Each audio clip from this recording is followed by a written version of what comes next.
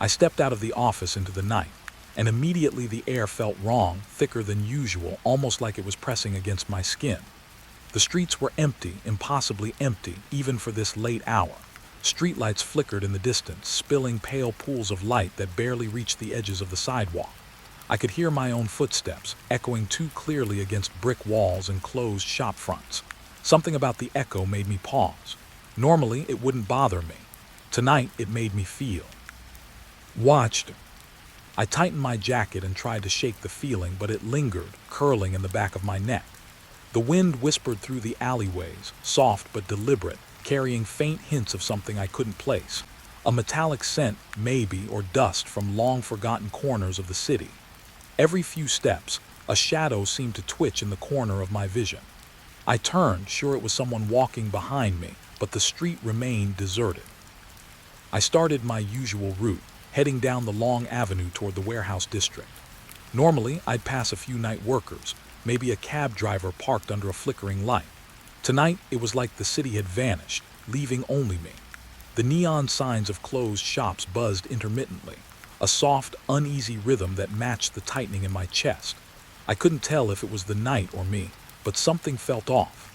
The world outside the office had become silent in a way that demanded attention. As I walked, I noticed the first anomaly. A door, one I'd passed 100 times on the way to this part of town, was open. Not cracked open, but fully ajar, dark inside. A faint draft rolled out, carrying the faint smell of damp wood and mildew. The door led to an alley I had always thought empty, just a shortcut behind a boarded-up storefront. My pulse quickened, but I forced myself closer. Something about the way the shadows clung to the walls didn't make sense. I peeked in. The alley was empty, just as I expected, but then I noticed the ground. Footprints, wet and shallow, leading deeper into the darkness. They were small, almost delicate, like someone had walked lightly, deliberately, and they stopped suddenly halfway down the alley as if the person had vanished into nothing. I swallowed hard, telling myself it was probably a trick of the light, a reflection from the street lamps. Yet I couldn't shake the feeling that someone, or something, had been watching me, waiting for me to notice. I moved on, forcing my footsteps to sound normal, trying to match the casual rhythm I always had. I reminded myself I'd walked these streets 100 nights alone, without a single unusual incident. But tonight felt different. Every corner I turned, every shadow that flickered against a wall seemed deliberate. There was intent behind it, something that wanted me to feel exposed. The usual comfort I found in familiar streets had dissolved. Up ahead, I saw the bus stop. Normally, it would be lit from within, a small haven of safety with its warm, humming light. Tonight, the glass panes were cracked, graffiti smeared across the inside, and a faint layer of dust covered the bench. I noticed an abandoned backpack tucked into the corner, unzipped just enough that I could see the edge of a notebook sticking out. I froze. Something about abandoned objects always felt heavier at night, as if they carried pieces of the people who left them behind. I debated whether to look inside, curiosity clawing at me, and in the end I did. The notebook was old, pages yellowed and brittle. Scribbled handwriting filled the margins, notes that made little sense at first glance, but one line caught my eye. "They watch when you think you're alone." I laughed nervously, the sound harsh in the still night. My own words, almost exactly what I had been feeling moments ago. I closed the notebook quickly, shoving it back in the bag. My hands trembled slightly, though I told myself it was just cold. The street ahead was long and straight, lined with warehouses that hadn't seen life in decades. Normally, I liked this stretch, quiet, predictable, nothing to worry about. Tonight, the buildings seemed to lean closer, their empty windows like eyes observing, judging. I felt the tension in my shoulders rise. Each step was deliberate, careful, as though I had to prove I was human, not something to be toyed with. I passed the first warehouse, its doors rusted shut, the faded letters of a forgotten business barely readable. Then I noticed the second warehouse. One of its doors had been left slightly open, the darkness within pooling onto the cracked concrete outside. My first instinct was to ignore it, but my eyes kept drifting back. I imagined a figure inside, frozen, watching. The rational part of my brain said no one was there. The irrational part whispered otherwise. I kept walking. My feet felt heavier, like the night itself was pressing against me. The streetlights flickered again, and for a moment the shadows seemed to shift of their own volition, curling toward me, receding, teasing.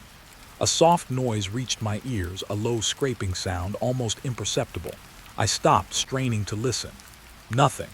Then it came again, a subtle rhythm like claws dragging across concrete. I turned sharply, heart pounding, but the street was empty. I wanted to run, to escape into the safety of the office behind me, but my body wouldn't obey fully. It moved forward in tiny increments, hesitant, like each step had to be earned. I kept glancing over my shoulder, expecting to see movement. Nothing. Yet the feeling of being observed only grew. I noticed the windows of the buildings, all dark, all silent, but some seemed to catch the streetlight in a way that made them shine unnaturally, reflecting the image of someone behind me when I knew there was no one. By the time I reached the end of the avenue, the city felt like a labyrinth, familiar yet unfamiliar at the same time. I noticed the small details, the flickering neon sign above a shuttered diner, a crumpled soda can that seemed perfectly placed to startle me, the distant hum of electricity that pulsed like a heartbeat. Every element worked together, creating a sense of expectation, like the night itself was building to something. I paused at the crosswalk, feeling the wind pick up. It carried a faint whisper, unintelligible, almost like a voice just beyond comprehension. My eyes darted left and right, searching for a source. None appeared, and yet I couldn't shake the sensation that it had come from the shadows themselves, from the very buildings that lined the street, from the empty spaces where life should have been. I forced myself to continue. The night stretched ahead, long and unbroken, streets empty, shadows deep. I kept my steps measured, tried to focus on familiar landmarks, but my mind kept returning to the open doors, the footprints in the alley, the whispers in the wind. Something had changed tonight, and I didn't yet understand what. The city wasn't asleep. It was waiting, watching, calculating. By the time I reached the intersection before the warehouse district, I noticed something subtle, something I might have missed if I weren't hyper-aware. A figure, or perhaps just a shadow, lingered at the far end of the street. It didn't move toward me. It didn't move away. It simply stayed, absorbed in the darkness, as if it were part of the night itself. I blinked, and for a second it seemed to vanish. When I looked again, it was still there, patient, silent, watching. I swallowed hard and quickened my pace. The night had changed, and I knew I wasn't going to get any relief from it. Every step forward seemed to draw me deeper into its grip, every shadow a question I didn't want to ask but couldn't ignore. The streets were empty, yes, but they weren't safe. Something lingered here, in the quiet, in the dark, in the stillness between each heartbeat. Something that wouldn't let me go. And as I walked into the warehouse district, I realized I wasn't just alone. I was being observed. The alley swallowed me whole the moment I stepped into it. The city noises faded behind me, leaving only the echo of my own footsteps bouncing off the cracked brick walls. I told myself it was just the architecture, that the sound of the city had nowhere to go but here. But then it happened. Another set of footsteps, faint at first, almost hesitant, following my pace. I froze mid-step, my heart hitching. I told myself it was impossible, no one else could be here. The alley was supposed to be empty, but the rhythm matched mine, a fraction behind, echoing with eerie precision. I forced myself to keep walking, slow, deliberate, pretending I hadn't noticed. The footsteps didn't stop. Every instinct screamed at me to look, to turn, but I hesitated. The darkness ahead was deep, like ink spilled across the ground. Streetlights from outside barely reached this far. Shadows clung to the walls, twisting and stretching in ways that made my stomach tighten. My mind tried to rationalize it. Could be a cat, could be a drunk stumbling, but nothing I imagined fit the sound perfectly. It was deliberate, patient, waiting. I forced a glance over my shoulder. Nothing. Just the alley stretching behind me, dark and silent. My pulse thundered in my ears. I kept walking, but now every step felt heavier, weighted by the feeling of eyes burning into my back. The footsteps fell in a rhythm that made me aware of every tiny sound. the scraping of a loose stone, the hum of distant electricity, the whisper of the wind around the corners. I reached the midpoint of the alley and stopped completely. The echo of the other footsteps halted a heartbeat later, but then a single step came, sharp and measured. My breath caught. I tried to speak, but my voice lodged itself in my throat. I tried to tell myself it didn't matter, that I could just turn and leave, but something deeper rooted in my chest held me in place. Curiosity, fear, maybe both, dragged me forward. A faint smell reached me, something earthy, damp, almost like wet soil, but with an undertone of something older, decayed. It didn't belong to the city, not here. I paused again, straining to see anything, but the alley offered nothing. The darkness pressed in from both sides.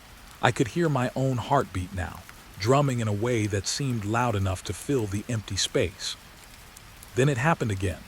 Footsteps, soft but insistent, following me, never speeding up, never slowing down.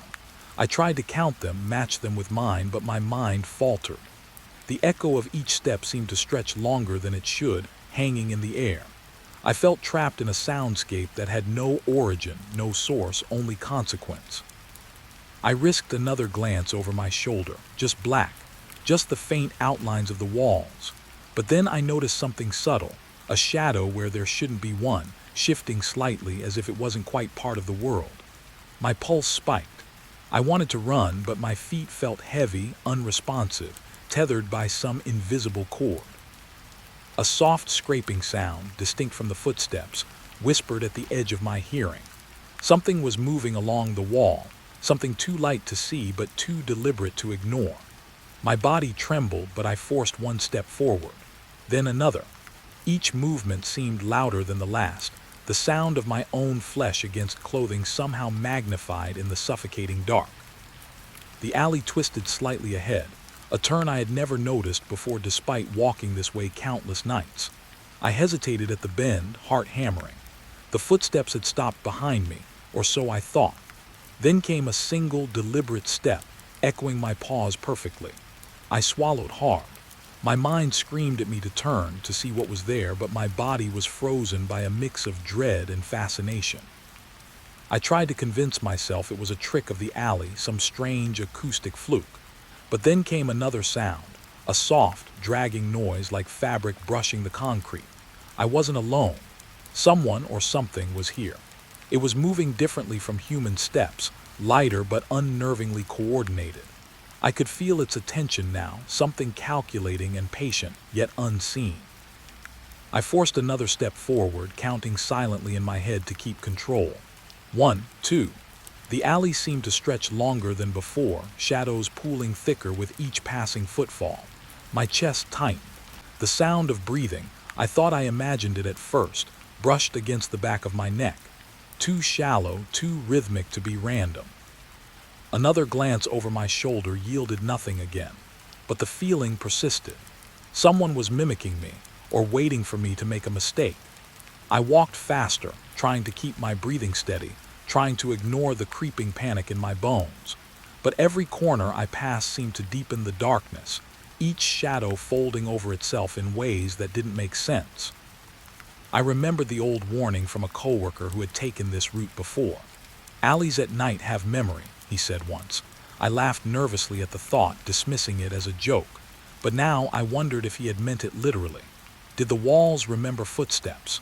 Did the air itself trap the echoes of those who walked before? Because it didn't feel empty, not really. Something lingered in the dark, something patient waiting. Then I noticed it, a faint shape at the edge of my vision. Gone the moment I tried to focus. Just a shadow, impossible to describe, almost like it was folded into the alley itself. I stopped dead, staring at nothing.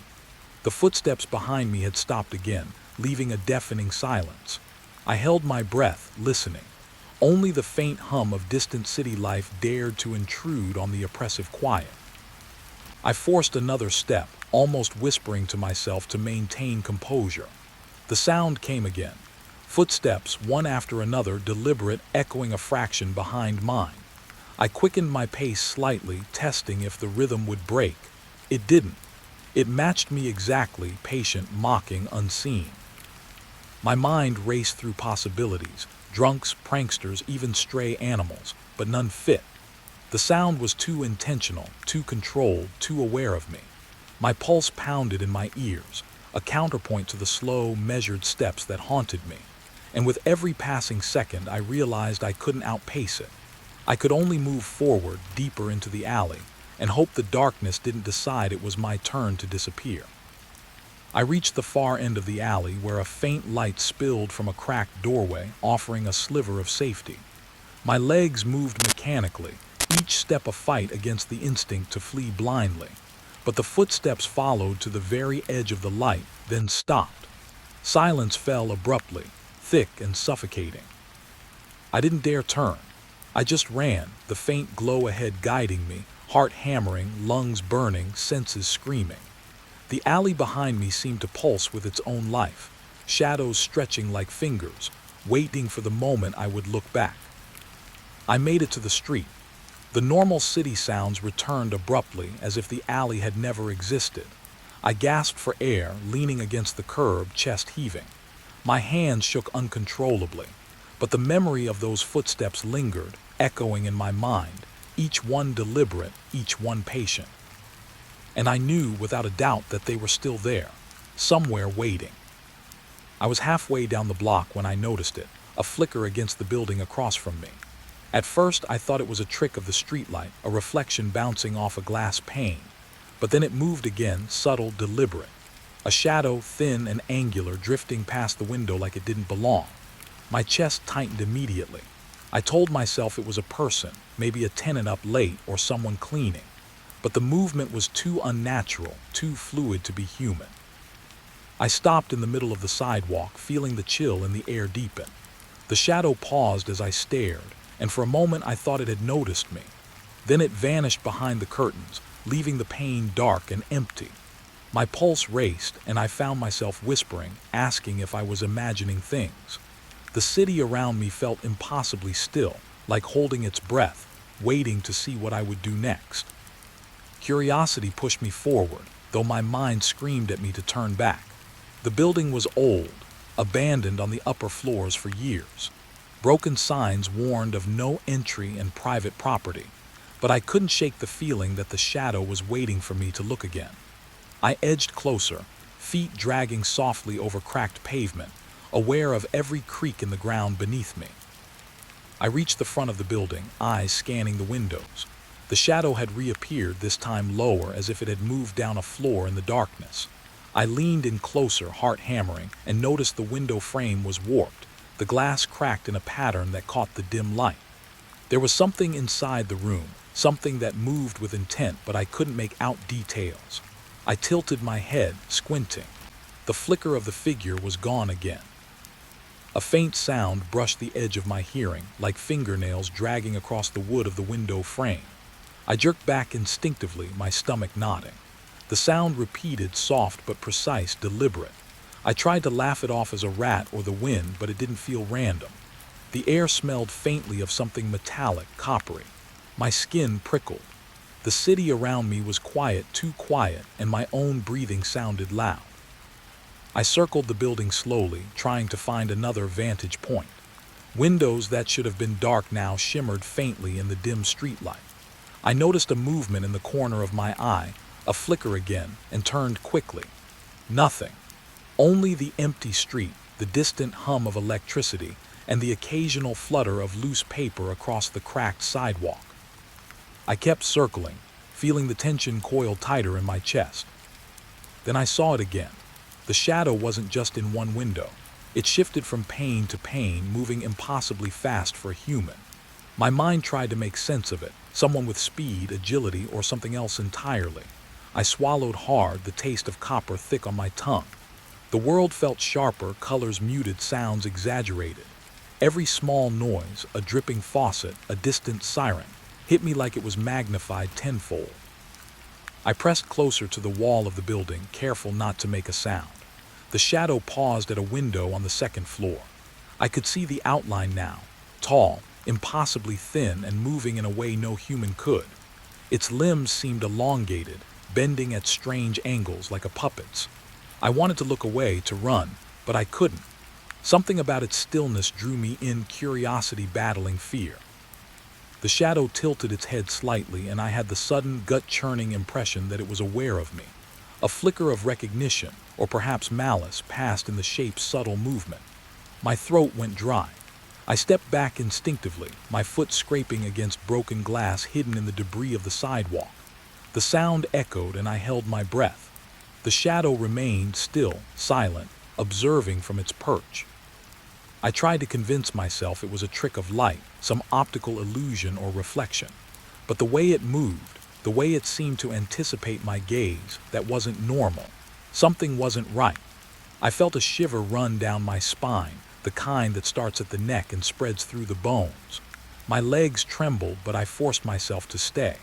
I needed to understand what I was seeing, even if it hurt to look. A faint breeze stirred through the street, carrying with it the scent of something old, something decayed. I caught a whiff of damp wood, mold, and something I couldn't identify. The shadow moved again, closer to the edge of the window. It didn't retreat when I stepped back. It lingered, patient, as if studying me. I noticed subtle distortions in its form, edges blurred, limbs bending just a fraction too far. My mind wanted to scream that it wasn't real, but I couldn't shake the certainty that it was. I took another step back, heart thudding painfully. The shadow's movement followed, or at least my perception told me it did. I pressed my back against the wall of a neighboring building, trying to find cover, but there was nowhere to hide. The street was empty, silent except for the occasional rustle of debris, and the shadow stayed, shifting subtly, impossible to pinpoint, yet undeniably there.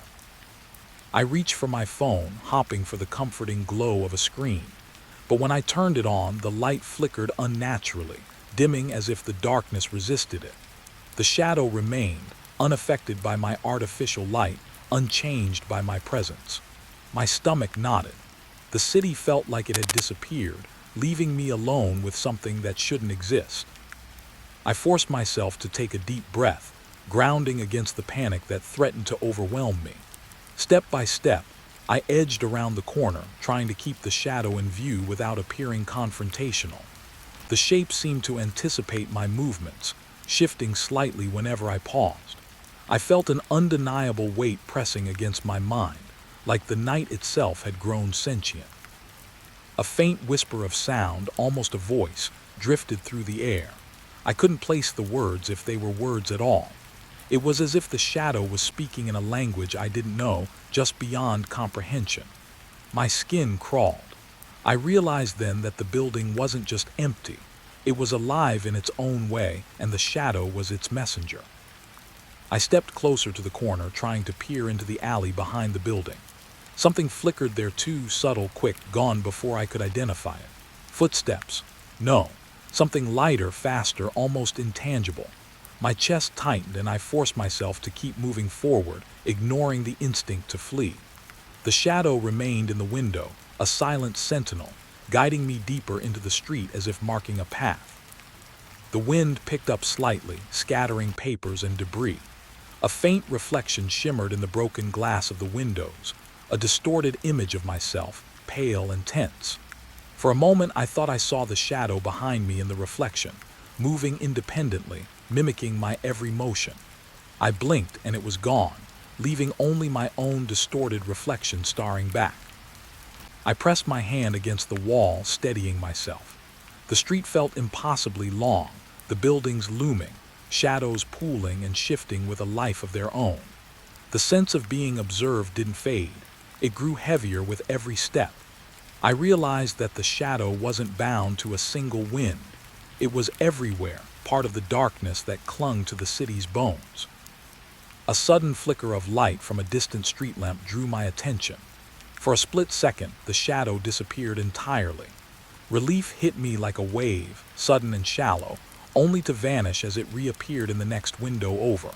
Closer this time, more defined, its movements deliberate, knowing. I could feel its attention, like invisible fingers brushing against my mind. I swallowed hard and forced my legs to keep moving. Each step felt like a negotiation with the night itself. The shadow followed, a patient observer, a presence that refused to be ignored. I realized then that I wasn't safe anywhere, not on this street, not in the city. The shadow existed beyond walls, beyond light, waiting, watching, learning. As I moved past the building, my mind clung to one thought: I had to keep walking. I had to get somewhere the shadow couldn't follow, or maybe I had to see where it led. Either way, I knew I couldn't turn back. The figure lingered in the window, silent, patient, waiting for me to make the next move. And I couldn't stop wondering, was it human or something far older, far stranger than I was willing to admit? The office clock ticked slower than usual, each second dragging like lead across the walls. I kept glancing at the monitor, pretending to check emails, but my mind was elsewhere. That shadow from the window, the flicker I'd seen hours ago, refused to leave my thoughts. Something about it lingered, not just in my eyes, but in the corners of my mind. I could feel it tracing me, even through the walls, even here in the artificial light of the office. I rubbed my eyes, trying to shake the tension that had been building since the alley and the window. My hands felt clammy, and the faint hum of the fluorescent lights overhead suddenly seemed deafening. Every sound in the office, the distant hum of the elevator, the occasional creak of the ceiling, the soft tapping of a keyboard somewhere far down the hall, felt amplified, almost predatory. I tried to tell myself it was paranoia, that nothing was out there, but deep down I knew better. Packing up my bag felt heavier than usual. Every motion was deliberate, cautious. I hesitated at the door, listening. For a moment I thought I heard the faint echo of footsteps in the empty parking lot outside, soft and deliberate. My heart skipped. I pressed my back against the wall, eyes scanning the darkened office, but it was empty. No one else was here. Not really. I stepped outside. The night air hit me like a cold wave, sharp and unsettling. The streets were quiet, too quiet. My heels clicked against the pavement, each sound louder than it should be. I told myself it was nothing, just the empty city at night. But then the feeling hit me full force. I was not alone. Every instinct screamed it. Something watched from the shadows, patient, hidden, waiting for me to make the first move. I forced my pace, moving toward the corner where I usually catch a cab. Streetlights stretched long shadows across the asphalt, exaggerating the shapes of dumpsters and parked cars. I glanced at each one as I passed, heart hammering, half expecting to see a figure lurking just out of reach. Nothing ever appeared, but the sensation didn't fade. Whoever, or whatever, it was, it didn't need to be seen to make its presence felt. I reached the intersection and paused, trying to calm myself.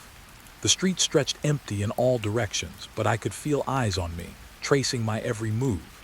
I forced my head down, trying to focus on something mundane. The lines of the pavement, the faint neon glow of a distant store. But my own shadow seemed to twitch, stretching unnaturally as though something unseen mirrored my movements with deliberate delay. A soft rustle behind me made me spin. Nothing. Just the empty street and the faint scent of wet asphalt drifting in the night air. My pulse pounded and I fought the urge to run. But I had to keep moving, had to get somewhere familiar, somewhere safe. I couldn't let the unease paralyze me. And yet, every step I took carried a weight I couldn't shake, as if the air itself resisted me. The corner felt darker than usual, the streetlight flickering weakly overhead. I noticed a subtle shift in the shadows along the building walls, a flicker that didn't match the sway of the trees or the movement of passing clouds. Something shifted there, just out of the corner of my eye. I froze, trying to convince myself it was a trick of light, but the sensation remained. Someone or something was tracking me, keeping pace just beyond perception. I forced a smile at myself, absurd and hollow. I whispered under my breath, trying to reclaim some semblance of control. Maybe it was just a stray cat or a late-night pedestrian. But the instinct in my gut told me it wasn't that simple. The watching wasn't casual. It was patient, intentional, like a predator sizing up its prey. As I passed an alleyway, my senses screamed at me. I hadn't noticed it before, but the darkness inside seemed thicker, almost viscous, swallowing light and sound alike. My skin prickled. Something moved there, subtle, quick, and impossible to define. I couldn't see it clearly, but I felt it, an awareness, a presence that stretched beyond the physical, a knowing that I couldn't ignore. I kept walking, head down, shoulders tense. Every familiar landmark felt distorted, uncanny. Street signs warped slightly in the dim glow, trash bins loomed taller than they should, and the shadows seemed to ripple with life. I told myself it was exhaustion, the long night shift playing tricks on my mind. But the feeling of being followed refused to fade. I knew it wasn't my imagination. The cab I usually hailed was nowhere in sight. I stepped closer to the curb, squinting down the empty street. The silence pressed against me, heavy and suffocating. And then I noticed it again, a movement in the distance, something dark and slender, standing just beyond the reach of the streetlights. It didn't move toward me, but the sensation of its gaze was undeniable. I could feel its attention, patient, unwavering. I took a deep breath and tried to steady myself. Every step felt deliberate, measured, as though the ground itself had become unfamiliar. The city around me seemed to warp, reshaping subtly to hide exits, to extend shadows, to keep me within its grasp. I realized then that the night had become more than a backdrop. It was an active participant in my unease, and whatever watched me thrived in it. I reached for my phone, desperate for the comforting glow of light, the sense of control it gave. The screen lit up, casting a pale circle around me, but it did nothing to chase away the shadow I felt.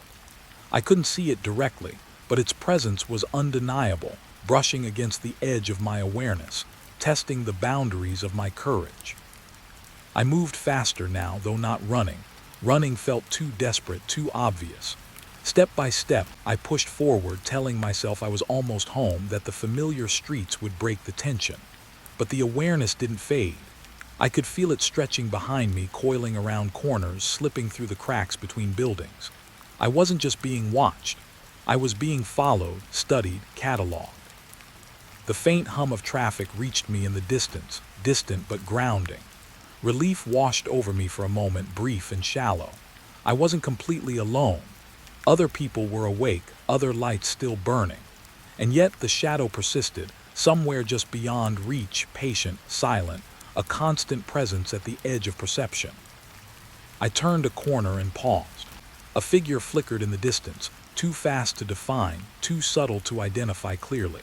It didn't approach, didn't retreat. It just existed there, a shape in the dark that mirrored my unease. I swallowed, my throat dry, and forced my feet to keep moving.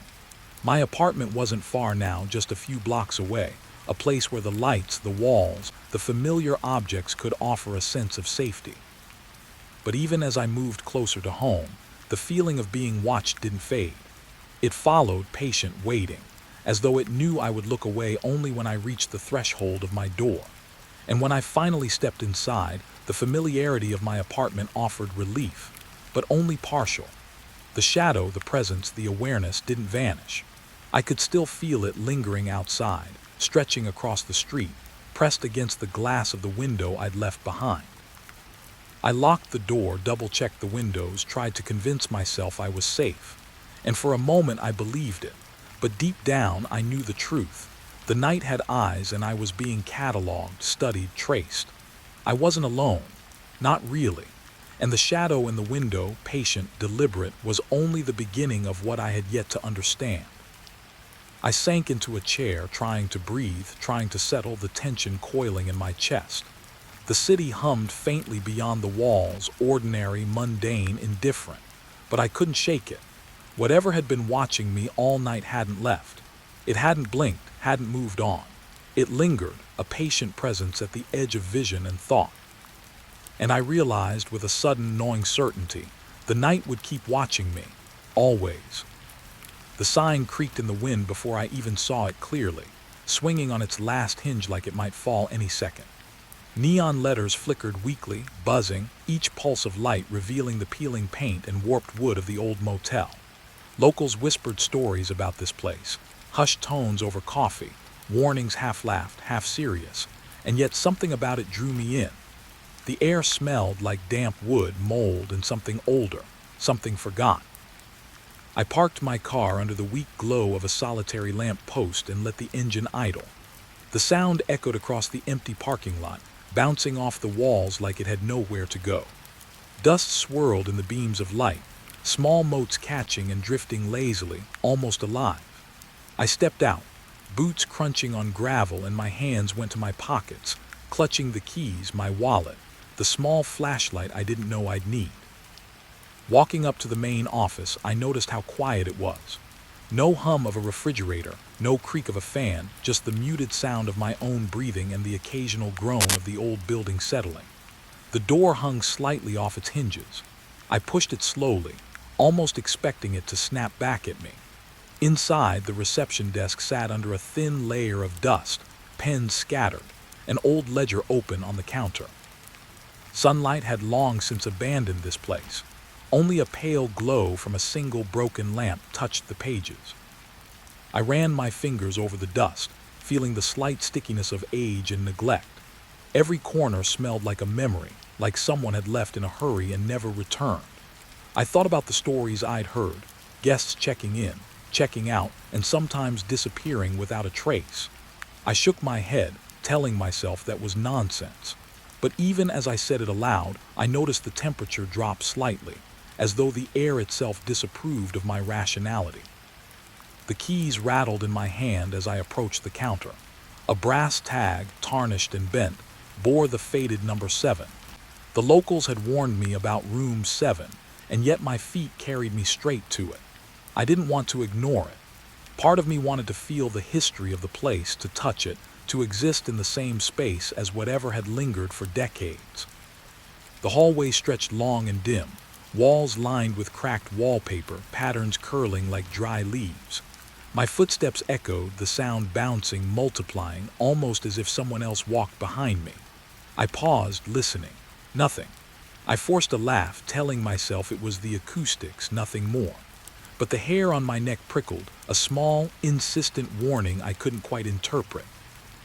Room 7's door loomed at the end of the corridor, the paint chipped and warped. The knob felt cold, and as I turned it, a faint groan of the hinges sounded louder than it should have. Inside, the room was exactly as I imagined it. Faded wallpaper, a sagging mattress, and curtains yellowed with age, filtering the streetlight outside into a muted, spectral glow. Dust covered the dresser and the nightstand, thick enough that each item left a trace when touched. I let my fingers linger on the surfaces, noting the subtle undulations in the wood, the small cracks that traced stories across the furniture. There was a faint, almost imperceptible smell of smoke, or perhaps candle wax, lingering under the layers of dust. I sank into the chair by the window, feeling a strange comfort in the decay, as though the motel welcomed my presence quietly, without judgment. The silence was thick, almost palpable, but it wasn't oppressive. It felt like a pause between heartbeats, a breath held somewhere in the fabric of the building itself. I explored slowly, touching the corners of the room, noticing how the shadows pooled and shifted. Even the light seemed hesitant here, refracting strangely against the aged surfaces. It was unnerving, yes, but comforting too, like an old friend who knew my secrets. I noticed the small details, scratches on the dresser, a chipped mug left on the counter, faint writing scratched into the wood near the window. Words half erased, names and dates almost lost to time. I traced them lightly, wondering who had left them and why. Did they stay for one night, 1 week, or had they disappeared like the stories suggested? I felt a shiver, not from fear, but from the presence of all those who had come before me, all those moments layered into the walls, waiting. The bed sagged slightly under my weight as I tested it. Springs groaned faintly, the sound soft, almost like a sigh. I leaned back, letting my head hit the pillow, closing my eyes for a moment. My mind wandered to the stories of the locals, the faces of people who'd been lost, the quiet despair that had seeped into the very foundations. I felt connected, as though I had entered into their world, and it had quietly accepted me. A sudden gust rattled the window pane, and I opened my eyes. The street outside was empty, dark, unbroken. No cars, no movement, just the faint hum of the city in the distance. And yet something had shifted in the room. The dust motes seemed to swirl faster, and a faint whisper of movement brushed against the edge of my hearing. I strained to listen. Nothing, but the feeling remained. I was not alone, not in the way I normally think of company. Something older, quieter, watched from the shadows, patient and still. I told myself to calm down. It was the imagination, the thrill of being alone in a place abandoned by time. But even as I reasoned, I felt it, a subtle presence in the corner of the room, like a weight pressing just beyond vision. I couldn't see it directly and I didn't dare, but I knew it was there. Not threatening, not violent, just aware, waiting. I moved toward the dresser, curious now, compelled. Each drawer opened with a soft protest, revealing more dust, some papers yellowed with age, a lone key, perhaps to a drawer or another door. I held it in my hand, turning it over, and wondered if it had once opened something important, something someone had desperately tried to hide. My pulse quickened slightly, a reminder that the night was still alive with unknown possibilities. The ceiling groaned faintly, settling, reminding me of the age of this building. I pressed my hand to the wall, feeling the uneven texture, the tiny hollows that might have once housed nails, hooks, pictures. Each touch felt like a conversation with the past, the room sharing its memory with me in silence. And I realized then the old motel had a rhythm, a heartbeat of its own, slow, deliberate watching. I sat back on the bed, listening to the quiet. The presence I had sensed earlier hadn't left. It lingered near the edges of perception, patient enough to let me acclimate, to let me believe I was safe before revealing more. And I understood that this was part of the allure, the slow, creeping awareness that I was not entirely alone, that I had stepped into a world layered over my own, quiet but insistent. Outside, the wind shifted, rustling the broken signage. Shadows moved across the room, subtle, almost imagined, and yet undeniably there. I let my eyes follow them, tracing shapes and patterns, letting the room's past unfold slowly around me. I felt the layers of history press against me gently, insistently, as though the motel itself was breathing, watching, remembering. I leaned back, letting the comfort of the decay wash over me, strange as it was. The whispers of the locals, the warnings, the stories, they didn't scare me anymore. Instead, they were a guide, a map to understanding the quiet pulse of the night, the patient, lingering presence that inhabited this place. And I realized that the motel, with all its dust and silence, offered a strange kind of companionship. Not warmth, not safety, but acknowledgement.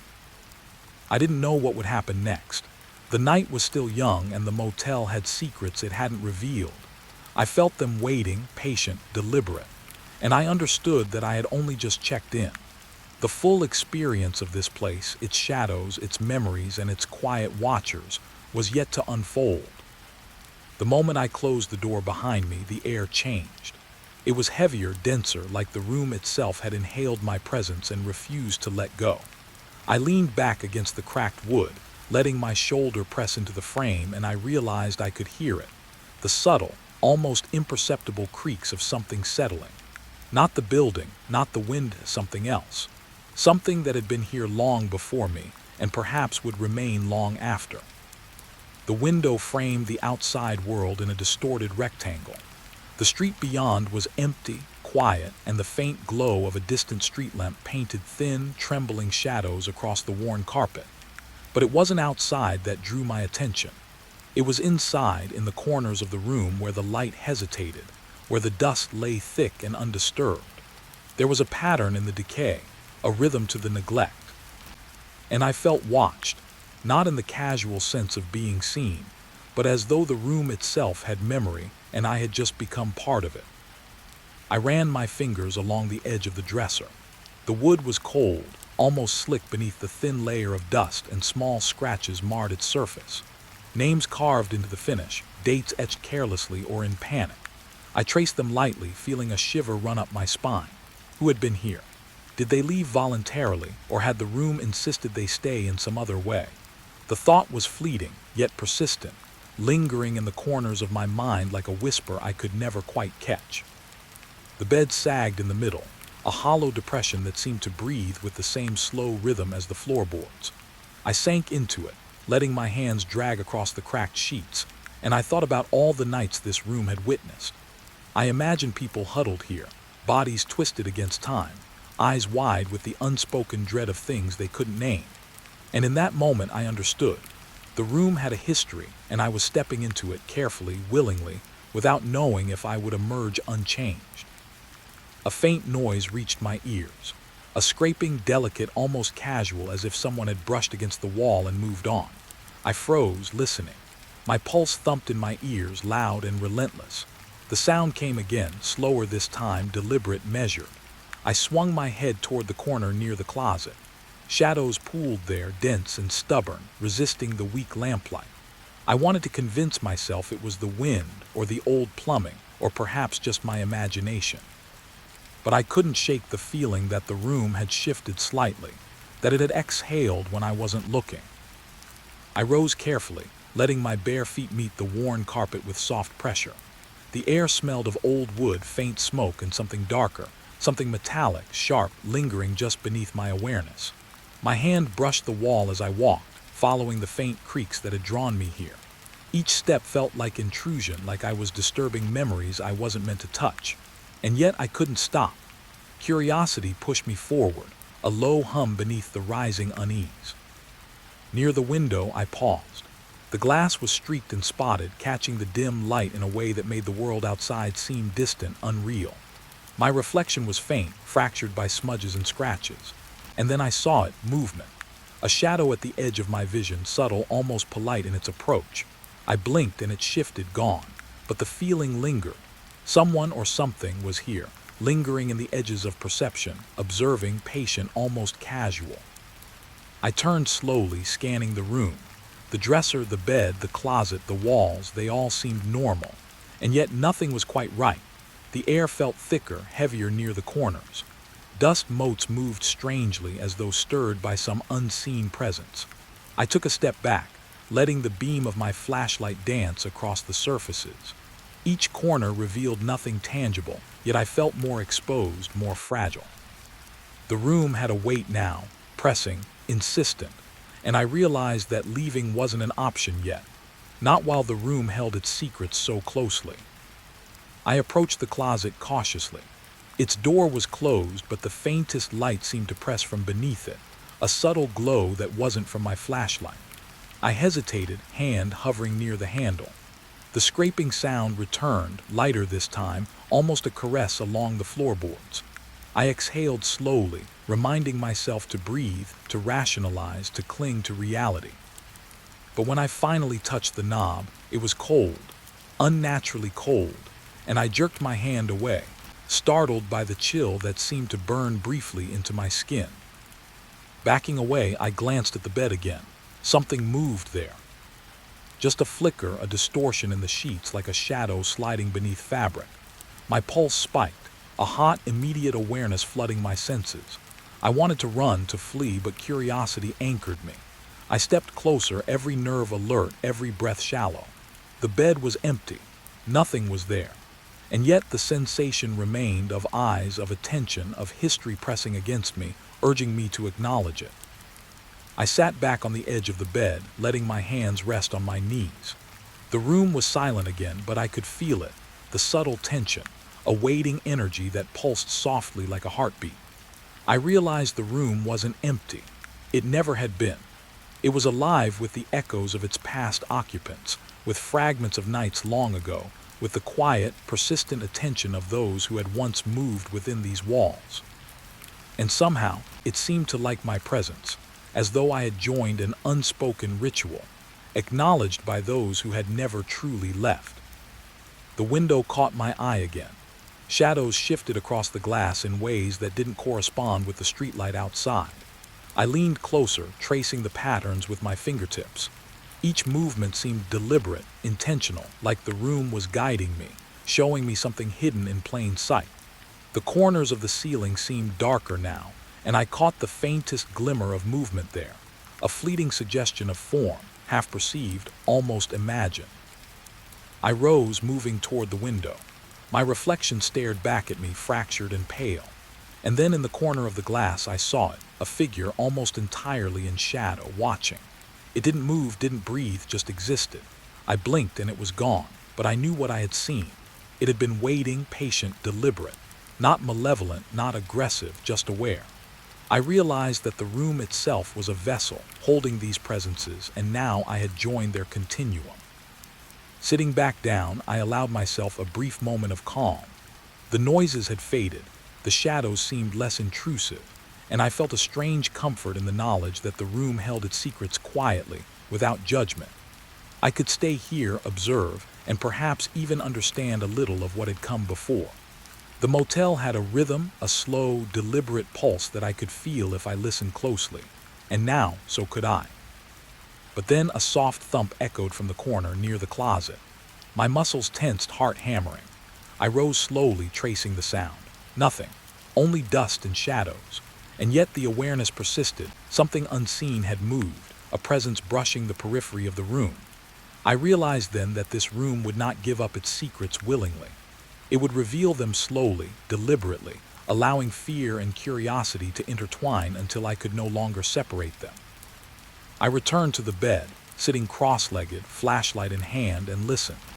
Every creak of the floor, every whisper of wind against the broken window, every subtle shift of shadows felt alive. I understood then that the motel, and this room in particular, existed not just in space, but in memory, in the accumulated attention of those who had come before. I had stepped into that continuum, and it had acknowledged me. Outside, the street remained quiet, indifferent, but inside, the room pulsed with presence. It was patient. It was deliberate. It was waiting. And I realized with a shiver that I would not be the same after this night. That something here had already begun to imprint itself upon me, quietly, imperceptibly, like dust settling into the corners of my mind.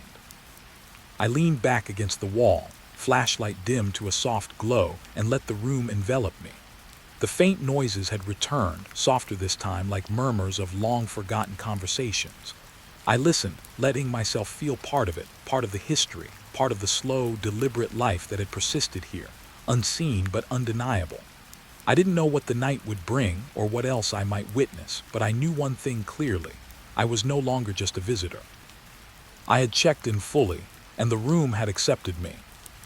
And somewhere in the dark corners just beyond my vision, I felt the presence move again, patient, deliberate, and alive.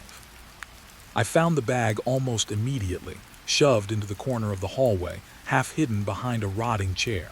Its fabric was worn, frayed along the seams, but not decades old. Someone had left it recently, or so I thought. The zipper was pulled slightly open, teasing me with the idea of contents still intact. I crouched, letting my hand hover above it, hesitant. The air smelled of mildew and old varnish, but from the bag came something different, something colder, almost deliberate, like it had been waiting for me to notice it. Inside, clothes folded neatly, shoes tucked in with care, a notebook with a leather cover scuffed from travel. I flipped it open. The pages were mostly blank except for the occasional scrawled note, half-formed thoughts, strange phrases that made no sense. "They never came back," one line read. "You will see them soon." My heart thumped in that dull, heavy way it does when you realize curiosity has trapped you. Who had left this bag? And why did it feel like it was part of the room now, as if it had always belonged? I set the notebook down and examined the clothes. Nothing extraordinary, nothing unusual, except for the faint smell, the same metallic hint I had noticed before, lingering in corners and beneath furniture. My fingers brushed a jacket sleeve, and I thought I felt movement under the fabric, like something stirred and then froze. I laughed quietly, trying to convince myself it was nerves, imagination. But the room, once just abandoned and dusty, now felt alive. It was watching me, gauging how far I would go. I carried the bag into my room, laying it on the bed with care. The mattress sagged, cradling it as though acknowledging its presence. I opened another compartment, revealing a small pouch of coins and a crumpled photograph. The image was faded, edges curling. A couple standing on the motel's front steps, faces half hidden in shadow, smiles that didn't reach their eyes. The longer I stared, the more I noticed subtle things. The windows behind them dark, the parking lot empty, the air around them tense. I recognized the angle of the shot. It had been taken from this very hallway, long ago. The thought sent a shiver down my spine. Someone had been here, taken the picture, then vanished, or worse, had never left. I held the photograph closer to the window light. The shadows seemed to deepen, swallowing details, and I felt the room shift slightly, as though it had remembered that day, that moment, and now I had intruded. The air tight, pressing around my chest, and I realized I had been holding my breath without noticing. I rifled through the rest of the bag carefully. A small notebook, a scarf, a travel mug, ordinary items that somehow felt wrong here. I traced the stitching on the bag, the edges worn from handling, and I imagined hands, trembling or hurried, dragging it along this same hallway, leaving echoes of movement that still clung to the walls. The idea of repeated human presence, of lives intersecting with this empty motel, gnawed at me. How many had come, stayed, and simply remained? A sound made me freeze. The zipper of the bag clicked softly as though someone had just touched it. I whipped around. Nothing. The hallway outside was still silent, yet my pulse raced. The room seemed darker now, corners stretching further than they had before. Shadows pooled along the edges of furniture, hesitant, waiting. I told myself it was my imagination, but that answer felt hollow, unsatisfying, like a lie the room expected me to accept. I opened the notebook again, curious despite the tension crawling along my spine. More phrases, scribbled in haste. They watch from the corners. Do not trust the empty rooms, my breath caught. It was as if the author had anticipated my presence, had known I would touch these pages. But why? Why leave them here in a bag, in a room no one seemed to occupy? The questions piled up, each one heavier than the last. And I couldn't leave the bag behind. Somehow I needed to understand. Floorboards groaned under my movement as I approached the bed again. The bag shifted slightly, settling into a corner like a creature aware of its own weight. I hesitated, hand on the zipper, and felt a rush of absurd reassurance. Maybe it was just abandoned belongings. A traveler had left in a hurry. A simple explanation, and yet the unease persisted. The room had a rhythm now, a subtle insistence that it was not entirely mine, that these things, these remnants, were extensions of the motel itself. I pulled the zipper fully open. Inside was a folded envelope, yellowed at the edges, fragile to the touch. I unfolded it carefully, as though the paper could bite. The writing inside was precise, careful, a name repeated over and over. Underlined, circled, margins filled with tiny arrows pointing at nothing. I recognized the name. It was someone from the photograph. My stomach turned, the room tightening around me. These weren't random items. Someone had left instructions or warnings, perhaps both, and they had never returned to complete them. I set the envelope aside and ran my fingers over the other items again. Each had a story, a presence. The jacket smelled faintly of smoke and old cologne. The scarf carried the sharpness of winter air. I pressed them to my face briefly, as if inhaling these memories could give me answers. And then I realized answers weren't here. Only fragments, echoes, impressions. The motel stored these things, preserved them, held them in a slow, deliberate memory that no visitor could ever fully unravel. A faint creak made me snap upright. The closet door had moved slightly, leaving a sliver of darkness wider than before. My hand trembled as I reached toward the knob, the air thick with anticipation. I told myself it was the building settling. Another rationalization, another thread of comfort, however thin. But when I touched the door, a whisper of cold rushed up my arm, like icy breath from some unseen presence. I jerked my hand back, heart pounding. The bag seemed to vibrate slightly, responding to the air, to me, to something else in the room I couldn't see. I sank onto the bed, letting the items spill over my lap. Each piece, jacket, scarf, notebook, photograph, felt imbued with the lingering presence of those who had come before. The motel wasn't just a place to stay.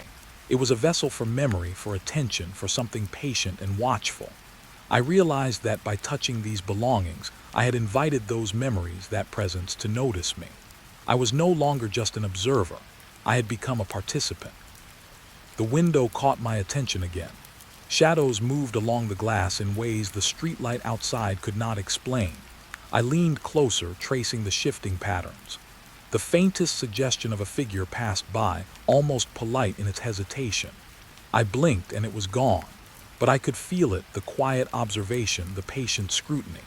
It wasn't hostile, not yet, but it existed and it was aware of me.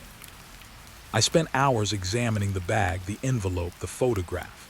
Each discovery was a small reward, a piece of the puzzle, yet each answer only deepened the mystery. Who had left this behind? Had they intended for me to find it?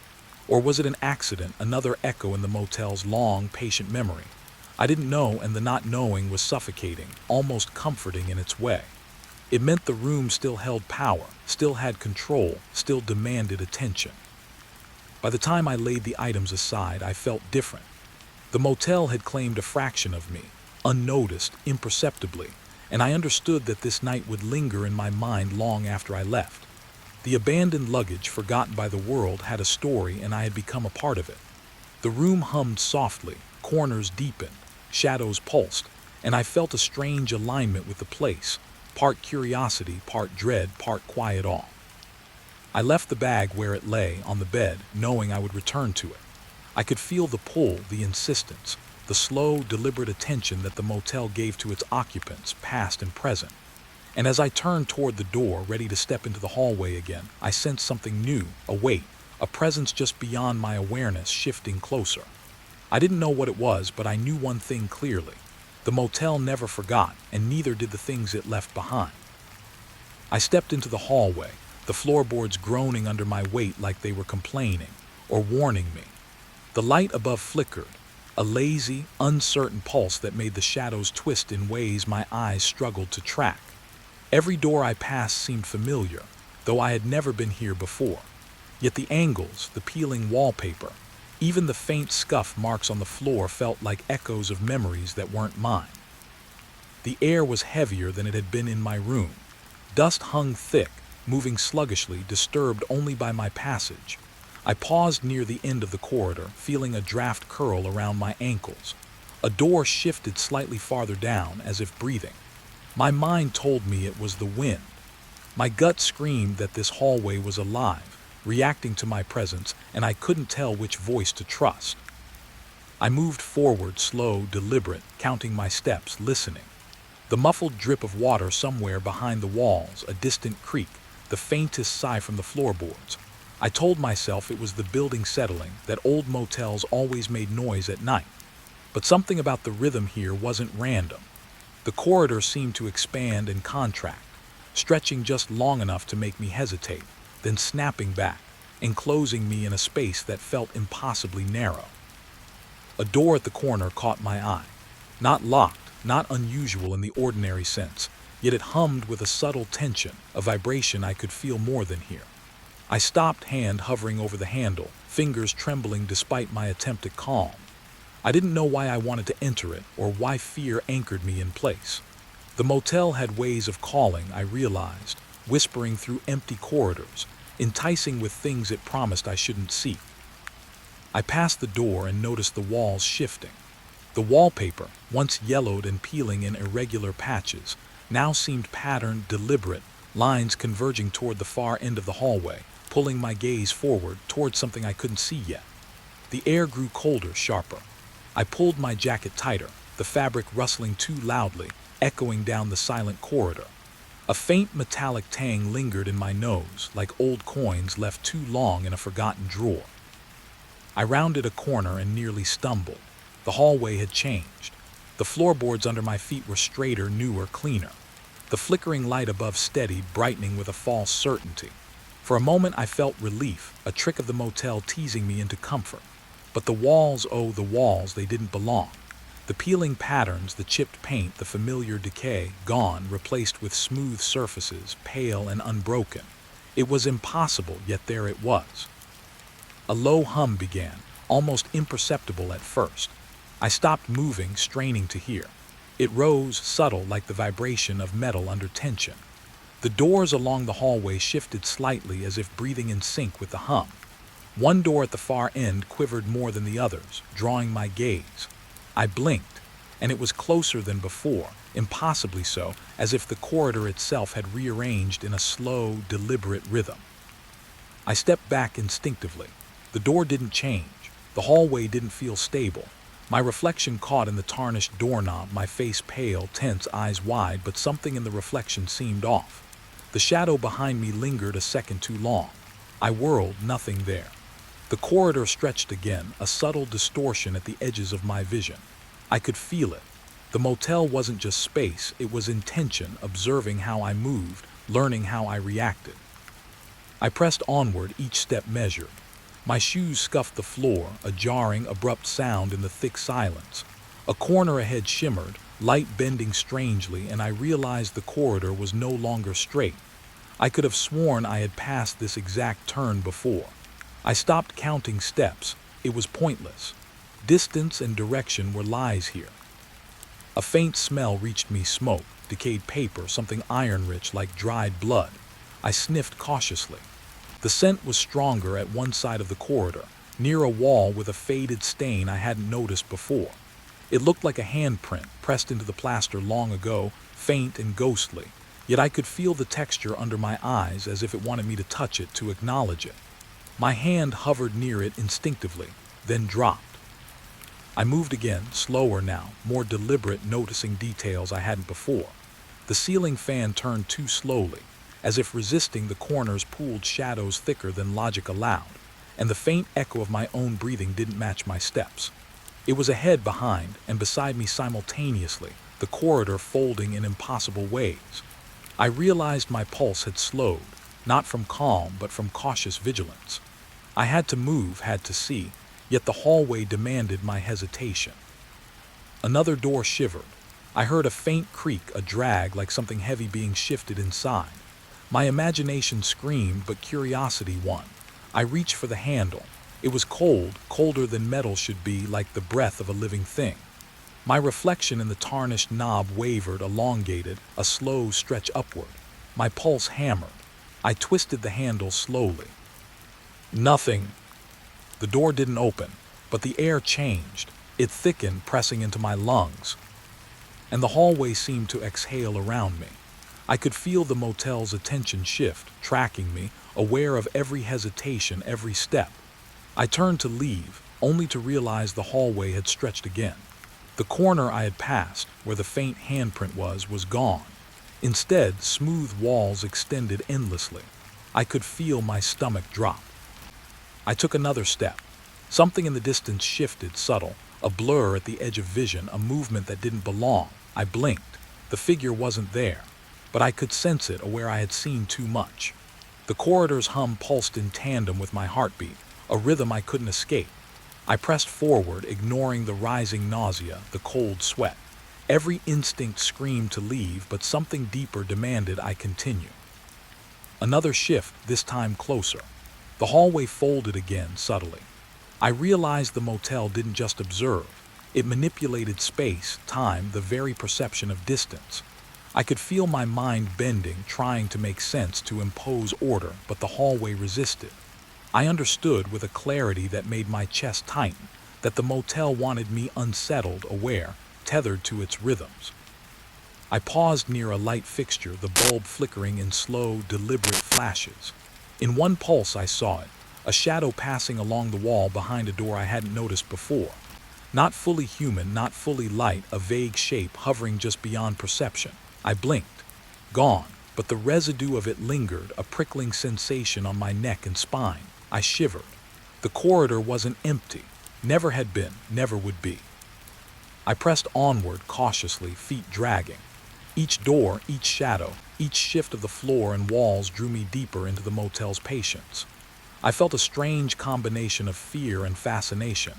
Every step I took revealed a new layer, a fragment of something vast, hidden in plain sight. And I knew instinctively that leaving the corridor would not end the night, would not free me from the motel's observation. Finally, I reached a landing that seemed unchanged. A small window let in pale moonlight. Relief washed over me briefly. I could see the exterior of the motel, silent, abandoned, yet the hallway behind me hummed, alive, patient. I realized the hallway wasn't just physical space. It was expectation, memory, presence. It responded, adapted, and waited. I paused, catching my breath. The bag from the room earlier, the photograph, the envelopes, they all connected to this awareness. The motel remembered, and I had noticed. That was enough for it to consider me part of its design now, a guest not merely of space, but of time and memory. I left the window, turning back to face the hallway. The air seemed denser now, heavier, full of echoes I couldn't place. The corridor shifted again, subtly, almost politely, but undeniably. I felt the motel's attention fold around me like a presence brushing my skin. I could leave this hallway. I could step back to the room, to the bag, to the bed. But the corridor would linger in my mind, in my memory, stretching, folding, waiting. And I knew I had seen its patience, its slow, deliberate shifts, and I could never fully forget. The hallway was alive, and I had walked inside its awareness. The hallway felt different tonight, though I couldn't say how. Maybe it was the quiet, so absolute that every breath I took sounded intrusive, a reminder that I was alone, and yet not. My steps echoed too loudly, and for the first time I noticed a door I had passed countless times before, one I was sure I had never looked at closely. It was heavier than the others, solid wood with dark stains that seemed older than the motel itself. A faint scent rose from its edges, musty, copper-tinged, like old coins left to rot in a damp drawer. I tried the handle, locked, but not with a key or latch, the kind you could pick, locked from the inside. I leaned against it, shoulder pressing into the wood. The vibrations beneath my palm were subtle, almost like a heartbeat. My heart mirrored it, slow, steady, and then skipping, uncertain. I stepped back, scanning the corridor. Nothing moved, yet I felt eyes, or worse, a consciousness tracking me. The motel had a way of making you question everything, and I could feel it working, bending my perception. I circled the door. The frame was warped, uneven, not quite straight. Shadows pooled at the corners as if the hallway itself pressed against the door, hiding something I wasn't supposed to see. A faint draft snuck under the gap, brushing my ankles, carrying a whisper of something distant. A name, maybe, or a word I almost understood. I leaned closer, ear to the wood, straining. Silence. Then a soft click, barely audible. I froze. The handle didn't move. Nothing shifted. The air felt heavier now, almost viscous. I tried it again, jiggling the knob, pressing, twisting. Locked. Inside. And somehow I knew there was no one on the other side, or maybe there was someone, but not a person. Something had claimed it, something patient, waiting for me to notice. I walked down the corridor, forcing my mind onto something else. The walls pulsed subtly, a rhythm like slow breathing. Each step I took made them shift in response, almost playful. The door was behind me now, a presence that lingered in my peripheral vision. I couldn't shake the feeling it had grown taller, darker, somehow aware of my gaze. I tried to tell myself it was my imagination, but my imagination had never felt this heavy, this deliberate. I stopped near the handprint on the plaster I had seen before. The faint stain had changed, darker, fresher, though no one had touched it. My fingers itched to reach out, to touch it, to confirm something tangible, but I hesitated. The motel seemed to sense it. A draft curled around my wrist, teasing, brushing, almost guiding me. I shivered and drew my hand back. I turned back toward the door. It didn't look the same. The wood grain ran in patterns I hadn't noticed before, like veins twisting unnaturally. The handle glinted faintly in the flickering light, colder than metal should be. I could feel it calling, demanding I try again, though every instinct screamed to run. I pressed my palm against it. Nothing. But the vibration beneath my fingers was stronger now, more insistent. I stepped back. The corridor stretched again, subtly, corners elongating, floorboards bending under a light I couldn't place. The shadows pooled deeper, almost liquid. I could see a shape, a distortion, thin and elongated, shift at the far end, just past the handprint. Blink gone, my pulse thundered. The motel wasn't just empty halls and doors. It was intention, awareness. It learned me, followed me, anticipated me. I considered leaving, retreating to my room, to something familiar. But the door had me. Not physically, but psychologically. I could feel its presence wrapping around my thoughts, threading into my consciousness. I wanted to look away, to ignore it, but my gaze kept returning. Locked from the inside, yes, but not simply a piece of wood and metal. It was a threshold, a boundary, and I was already partway across it. I pressed my face to the wood, whispering into the crack beneath the door. "Hello!" My voice sounded foreign in my own ears, hollow and weak. Silence. Then a draft pulling at my hair, tugging gently as if someone or something had exhaled from the other side. I stepped back, chest tight, senses sharp. I wasn't hearing footsteps. I wasn't seeing eyes. but I could feel presence, patient, deliberate, waiting for me to react. I wandered the corridor aimlessly. Every corner, every door seemed slightly altered. I could see the wallpaper peeling in new patterns, dust forming strange shapes on the floor. I wondered if I was imagining it, if the motel was simply playing tricks, or if it was trying to teach me something. Every shift, every pulse of air, every shadow seemed purposeful, as if the building had memory and intention. I stopped in front of the locked door again. The faint metallic smell was stronger, more pungent, curling around me like smoke. The handle glinted with a wet sheen I could not explain. I pressed my ear to the wood once more. A sound, faint, muffled, like something breathing slowly, rhythmically, just on the other side. I pulled back, startled, heart hammering. The sound didn't stop. It was patient, steady, mocking my uncertainty. I paced, attempting to distract myself. The corridor twisted subtly as I moved, folds appearing in places that had been straight. The light flickered. I realized I couldn't rely on my memory here. Distance, time, orientation, all were lies. And yet the door remained ever present, a constant. I wanted to understand it, to know what or who or what was inside. But I also knew curiosity was a trap. I leaned against a wall, forcing myself to breathe, counting slowly, willing calm. The hallway seemed to pulse with me, responding. Shadows pooled around my feet, growing, retreating, shaping themselves in ways that made me glance over my shoulder even when nothing was there. I realized something terrifying. The motel did not need to show me its occupants. It needed only to exist, and I would supply the fear myself. I tried to leave, moving toward the stairs at the far end, but the corridor folded subtly again. The stairs, once distant, seemed to stretch farther. The door, locked from the inside, dominated my awareness. I could feel the weight of it pressing into me. Not physically, but psychologically, a pressure I could not shake. The motel wanted me to know. This was not just a building. It was a trap. I paused. The corridor hummed subtly, like metal under stress, like distant, slow breathing. I realized the handprint, the shadow, the smell, the door, all were connected. A pattern I could not yet decipher. And the door, I could feel its awareness, waiting, patient, knowing that I could not leave without acknowledging it. I returned to it, pressed my palm against the wood. The vibration was stronger now, more rhythmic, almost welcoming. I wanted to open it, to understand, but knew I could not. It was locked, from the inside, and the inside was not mine to enter. I backed away, walking the corridor again. Each step measured, aware, careful. The hallway pulsed with subtle shifts, guiding me, observing me, a predator that didn't need to move. I tried to tell myself that I could leave, that I could retreat to my room, my bed, my bags.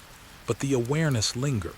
It pressed against my mind, the door's patience mirrored in my own racing thoughts. I glanced back.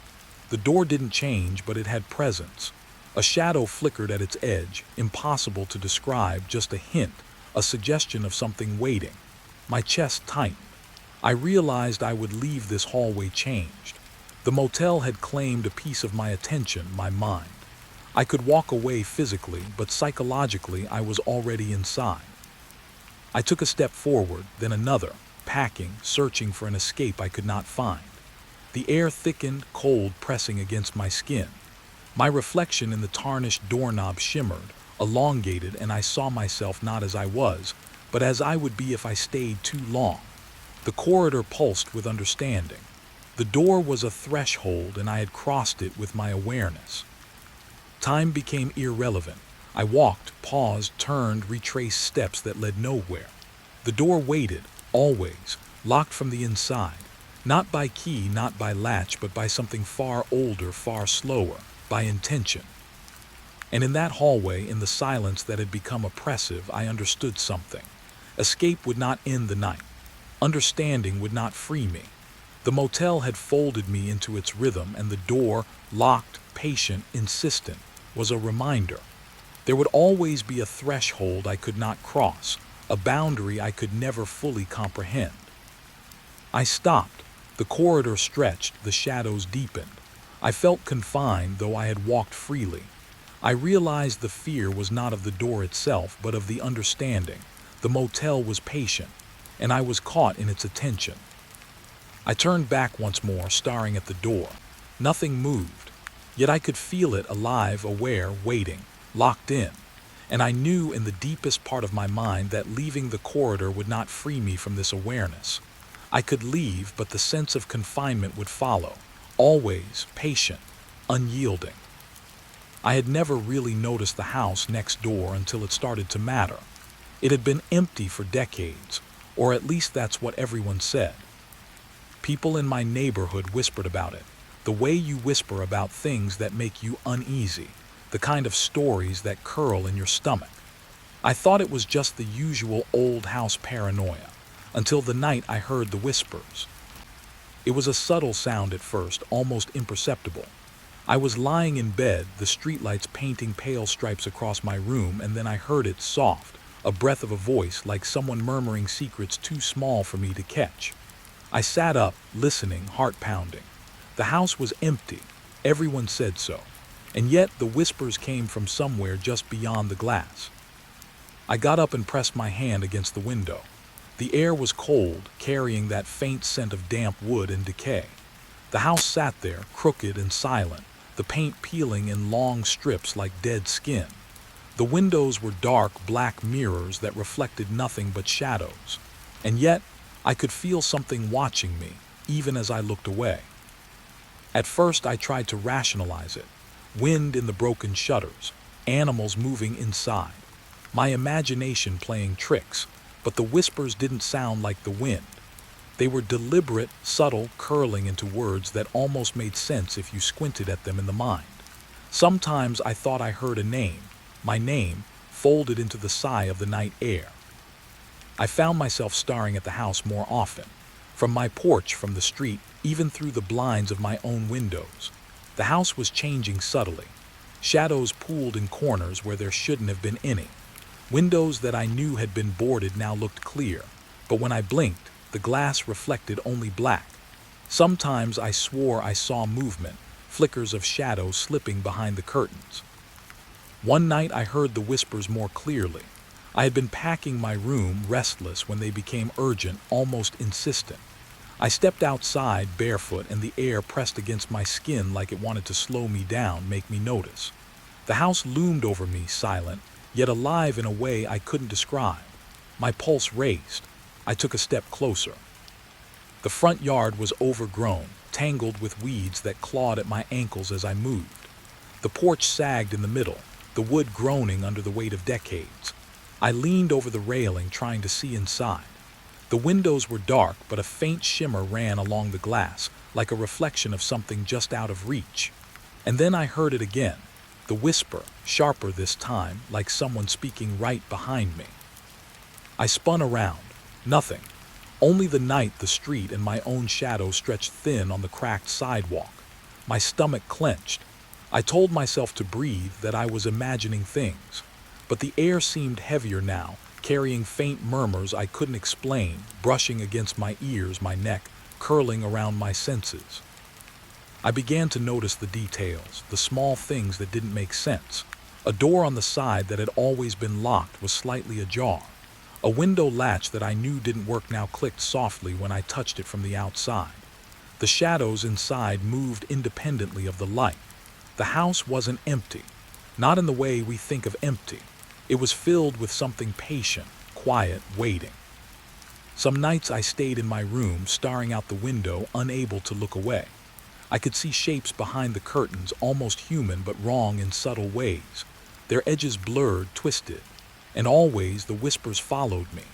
Sometimes I thought I heard a conversation, a voice calling to me, asking questions I couldn't answer. Sometimes I heard laughter, dry and brittle like broken glass.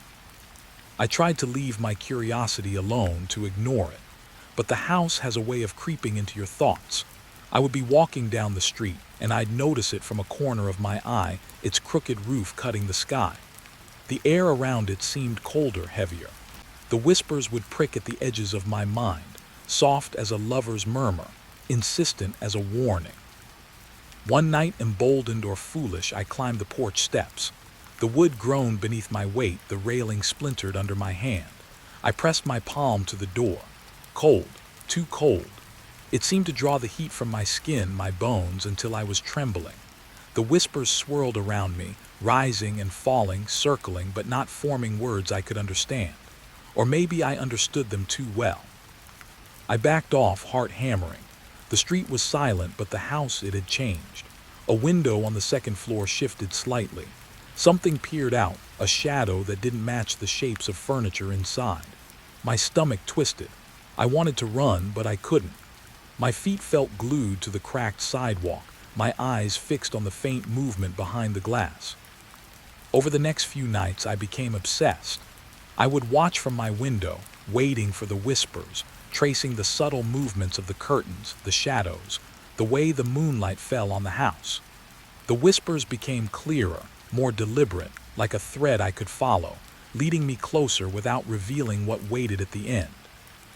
I started leaving small things on my porch, coins, scraps of paper, notes, half in defiance, half in hope that the house would respond. Sometimes the notes would disappear overnight. Sometimes the coins were moved, stacked, aligned in patterns I didn't make. I couldn't explain it. The house had a rhythm, and I was slowly learning it, though I feared what that learning demanded in return. I tried to speak to someone about it, but words felt inadequate.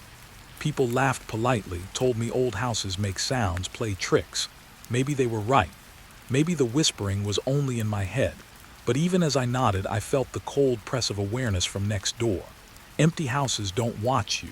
Empty houses don't listen. And yet I could feel it tracking me, marking me, waiting for the moment I crossed the threshold. I realized the whispers were teaching me. They weren't threats, not exactly.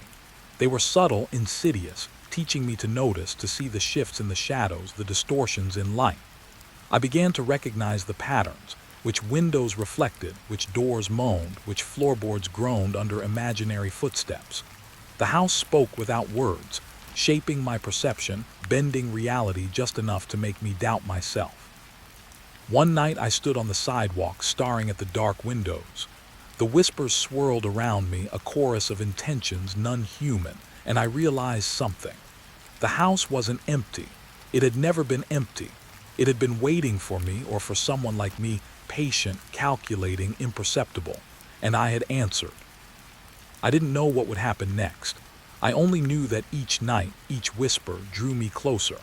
The house called with a voice I could almost understand, a voice that promised secrets if I listened carefully enough, if I watched long enough. And maybe that was the trap. Maybe the knowing, the understanding, the obsession was the true doorway inside. I turned to go back to my room, but my eyes kept drifting to the second floor window. A shadow lingered there longer than it should have. A shape hunched in impossible angles, waiting, patient, aware. I shivered. The whispers rose around me, more insistent, almost welcoming. I wanted to flee. But the moment I stepped away, I realized I would be back. I would always be back. The house had found me, and I had found it. And somewhere, in the rhythm of the whispers, in the shifting shadows, I knew this was only the beginning. The creaking started before I even noticed it. A soft, hesitant sound from above, like wood sighing under invisible weight. I froze, the faint whispers from the house still echoing at the edges of my mind. The air in my room had gone cold, heavier than the night outside, and I realized my heart was beating in time with the sound, slow and deliberate, almost in rhythm with the house itself. I should have stayed put. I should have told myself it was nothing, just the old bones of the floor settling. But curiosity has a way of twisting into compulsion. My feet moved before my brain could object, each step toward the attic door measured, careful, yet inexorably drawn. The door had always been there at the top of the narrow stairwell, painted in chipped white, refusing to match anything else in the house. I grasped the doorknob, cold metal biting into my palm. The creaking grew louder as I turned it, hesitant, the hinges protesting. A thin line of darkness greeted me, and I swallowed hard, the air tasting of dust and something else, something faint, iron-like, almost metallic. I hesitated, feeling the pull of the house in a way that made my skin prickle. There was something waiting up there, and I wanted to see it, even as a part of me screamed not to. The stairs groaned under my weight, each step a warning I couldn't ignore. My flashlight cut through the darkness, trembling in my hand. The beam landed on the floorboards, scratched, scarred, uneven, and on the walls, where faded wallpaper curled at the corners, revealing decades of neglect. I could hear the whispers again, soft, circular, almost forming words I couldn't catch, tugging at my awareness, guiding me forward. At the top, the attic breathed before me, wide and cavernous. The air was thick, heavy, and smelled of old wood, mothballs, and decay. I swept the flashlight across the room, and what I saw made me falter. Objects were scattered across the floor, arranged in subtle patterns, almost ritualistic. Candles, long burned down to stubs, their wax pooled into shapes that defied logic. Old dolls with glassy eyes lined the walls, facing inward as if guarding something. I stepped forward, drawn despite the sinking in my stomach. There was a circle etched into the floor, faintly scarred into the wood, and inside it objects placed with unnerving precision. Small bones, stones, even fragments of paper with symbols I couldn't read.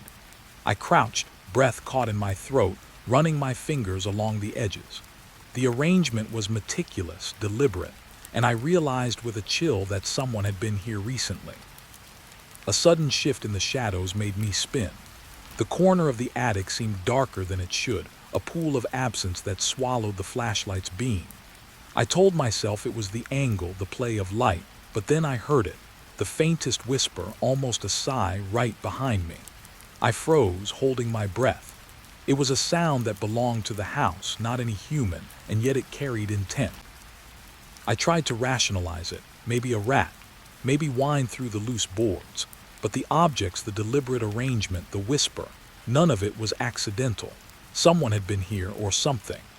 My eyes swept the room again, catching every shadow, every pattern, every object that seemed to watch me. Even the doll's eyes felt alive, glinting in the flashlight's beam, following my every movement. I moved deeper into the attic, stepping over old boxes and tangled sheets. Each footstep was a negotiation with the floor, groaning and creaking beneath me, threatening to announce my intrusion. The whispers grew louder, not threatening but insistent, pressing against the back of my mind. I realized I was no longer walking into the room. I was being drawn into it, pulled by the arrangement itself. Then I noticed the walls, symbols carved faintly into the wood, so shallow they almost blended with the grain. I crouched closer, running a finger over one that resembled a twisted spiral. A shiver ran through me, the whispers circling, almost forming a rhythm, a cadence that seemed familiar, like a lullaby I had never heard but knew. My chest tight. I had crossed a threshold I didn't understand, and the house was acknowledging me. In the far corner, I found a small chest, old and splintered.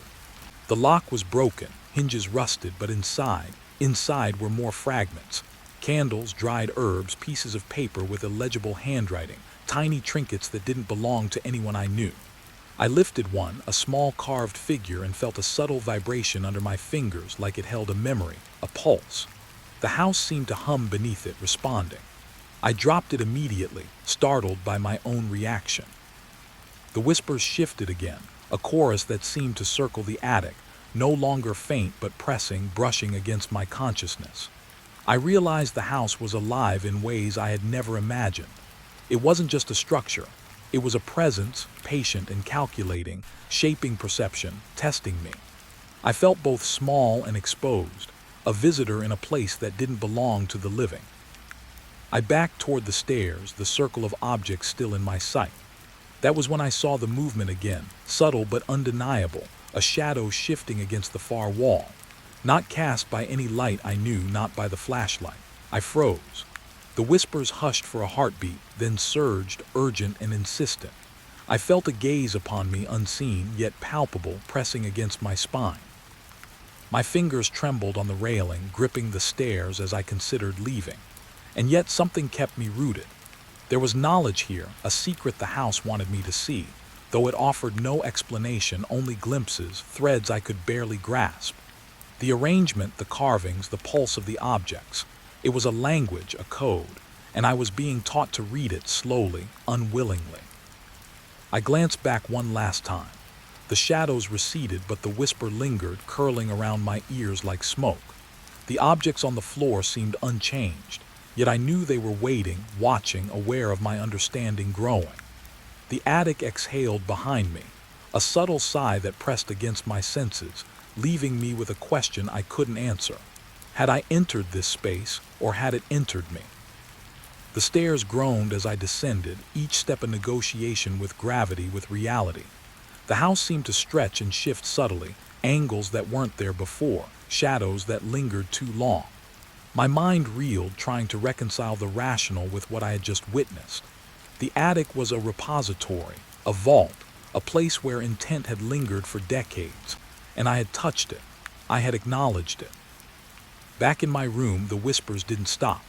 They wrapped around the corners of the walls, seeped under the door, curled in my hair. I felt the house in my chest, in my skull, a distant pulse I could not ignore. I understood with a slow, sinking dread that I could not leave this alone. The attic had offered a glimpse, a whisper of understanding, and it demanded return. I tried to distract myself, to convince my mind it was a one-time intrusion, but even in sleep, the house remained. The whispers persisted, faint, teasing, insistent. I woke to the sensation of being observed, even with my eyes closed, my body pressed into the sheets. The memory of the objects, their precise arrangement, the carvings, every detail imprinted itself, refusing to fade. I began noticing other things, subtle at first. Patterns in the wallpaper, shadows that bent slightly toward the stairs, floorboards that groaned in recognition as I walked past. The house remembered me. It acknowledged me. And the attic had given me a gift or a curse, I wasn't sure which. Knowledge without clarity, awareness without release. I knew I would go back. Not out of bravery, not out of madness, but out of necessity. The house had made its intentions clear without ever speaking them, and I had understood too much to stay away. Each night, each whisper, each subtle shift in the shadows drew me nearer, reminding me that I had already crossed a line. And somewhere in the pulse of the attic, in the rhythm of the whispers, a question lingered, unanswered. Who or what had arranged those objects? Why had it waited for me? And what would it ask of me next? I couldn't stop thinking about it, couldn't stop seeing it in the dark corners of my room. The house was alive, patient, deliberate, and I had been invited into its rhythm. The whispers continued, and I understood finally that the attic wasn't just above me. It was inside me now, a presence that would not let me sleep, a question without an answer, a lesson I could not refuse. They didn't stop when I left the attic.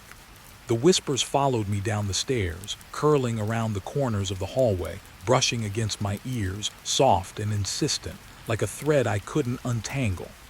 I told myself it was just my imagination, the house settling, but the cadence, it was deliberate.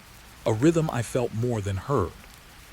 In the kitchen, the light overhead flickered, casting long, jittering shadows against the walls. I pressed my back against the counter, trying to anchor myself in something solid. But the whispers didn't care about light or walls or furniture. They lingered, faint now, teasing, circling. I realized I couldn't tell where they were coming from, or even if they were coming from anywhere at all. I left the house, stepping onto the cold pavement outside, thinking the night air would clear my head. But even then, walking down the empty street, the whispers continued. They were quieter here, muffled by distance but present, threading themselves into my thoughts, poking at memories I didn't know I had. They were neither cruel nor kind, simply aware of me, attentive. Back in my apartment, I tried to focus on something ordinary, a cup of tea, a book. The normal sounds of the city seeped in through the window, but the whispers remained, layering themselves underneath, threading through my awareness. I began questioning everything. Were these remnants of the house's past, echoes of the people who had been there? Or were they something else, entities, waiting, patient? Sleep offered no refuge. I awoke in the dark, chest tight, hearing fragments of words in the quiet room. I strained to understand, but they were always just out of reach. Names, warnings, invitations. The uncertainty gnawed at me. My mind started to wander to the attic again, to the arrangement of objects, the carvings, the pulse I had felt. Were the voices connected? Had I carried something with me when I left? The next day, I forced myself to look at the recordings I had made of the attic. I had turned the audio recorder on, curious to capture the rhythm of the house. The playback was faint, almost imperceptible, a low murmur, distant yet precise. Sometimes it rose into something clearer, a syllable, a sigh, a fragment I could almost interpret. I pressed the volume higher, heart hammering. My own name seemed to slip through the static, twisted and distant. I tried speaking back to them, whispering into the empty apartment, "Who's there?" The sound felt absurd, tiny against the weight pressing down around me. And yet the whispers changed in response, softening, recoiling, then tightening again, as though considering whether I belonged to them.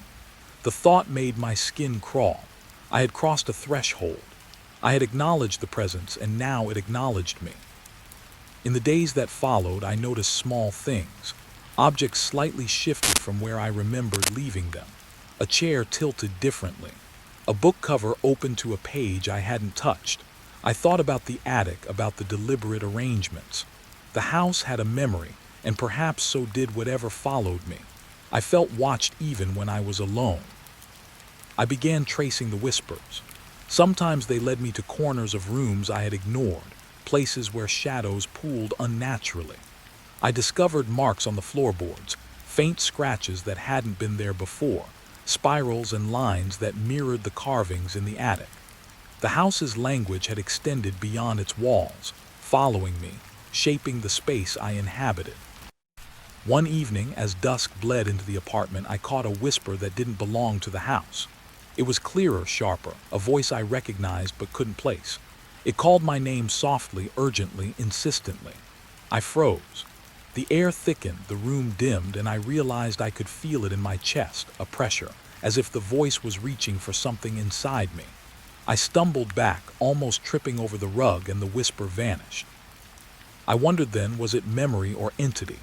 Was the house shaping me, imprinting something inside my mind, or had I awakened something that existed independently? The distinction no longer mattered. The voices were mine now, inseparable from the rhythm of my days and nights. I tried leaving, tried staying elsewhere, but they were there in every shadow, every reflection, every pause between sounds.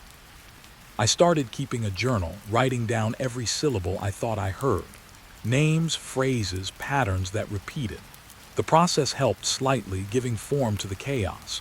But the whispers adapted, slipping between entries, coiling around my thoughts in ways that resisted capture. Each page was a partial map, a trace of their logic, a glimpse I could never fully hold. One night I dreamed of the attic again. I was standing in the circle, the objects around me glowing faintly.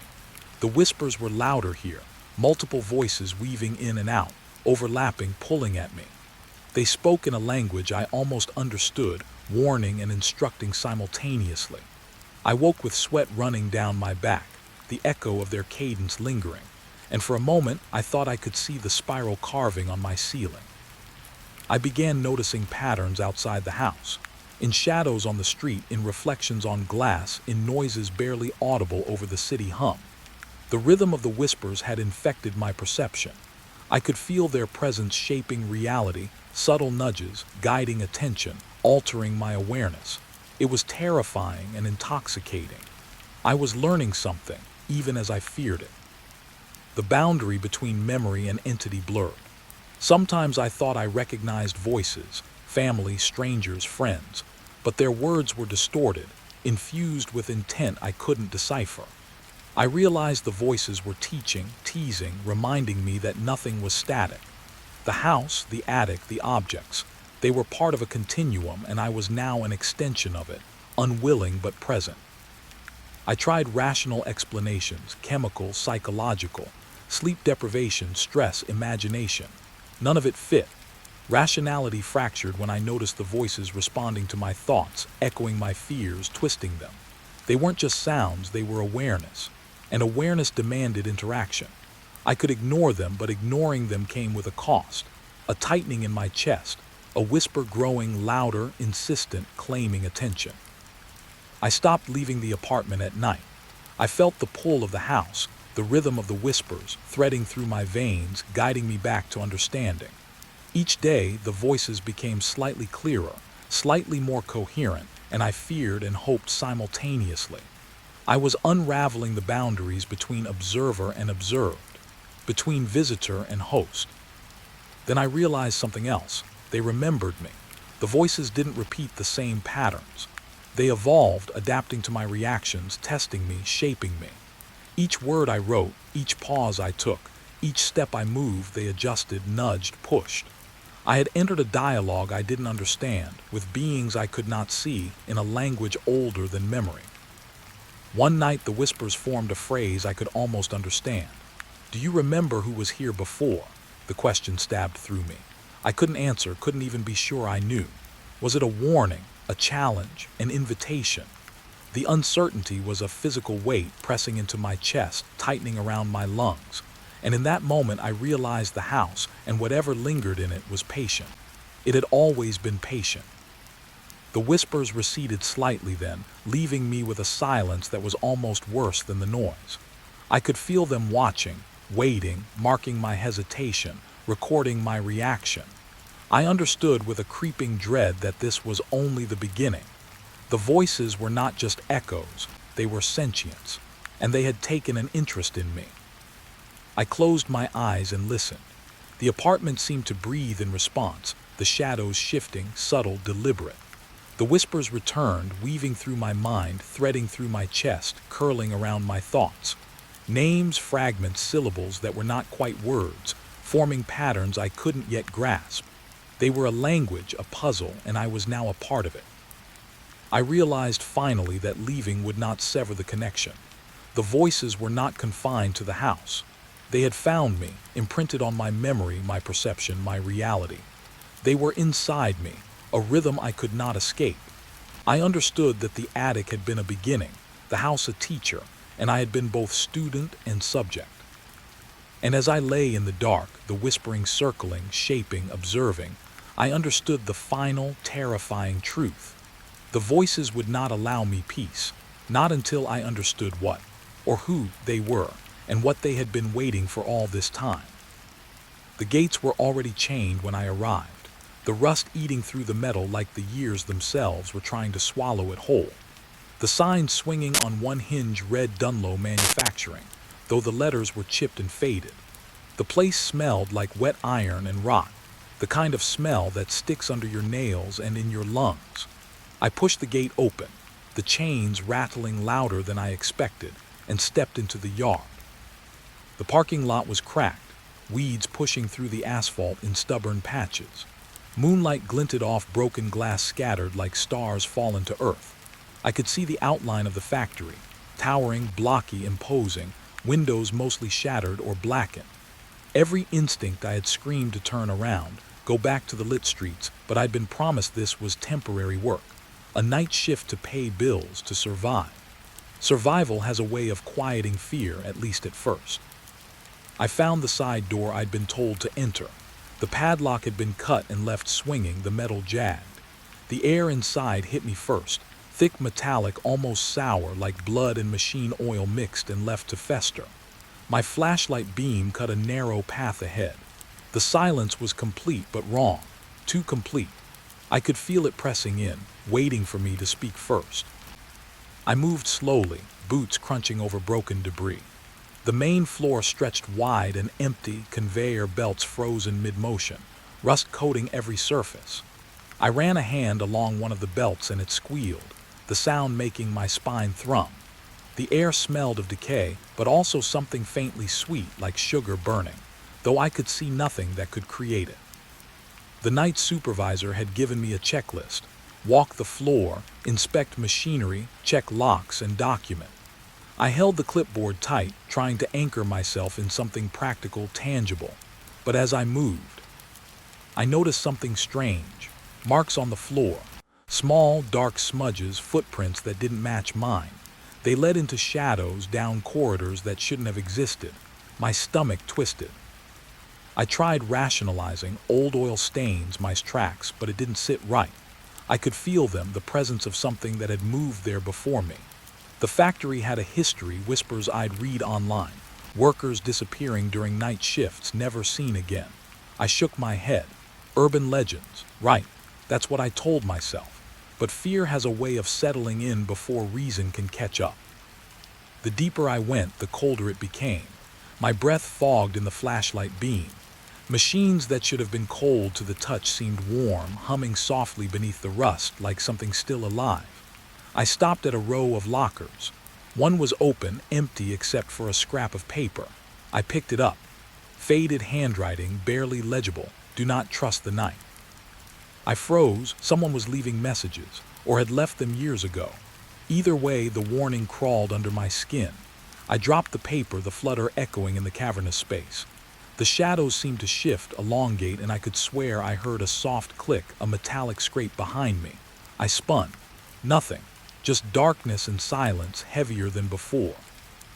I kept moving, following the checklist, each step deliberate, heart hammering. I reached the main control room. Broken panels, wires hanging like veins, screens cracked, dead. I could hear the faint hum of electricity somewhere but couldn't locate it. My flashlight caught a reflection in one of the shattered windows. A figure just at the edge, gone before I blinked. My mouth went dry.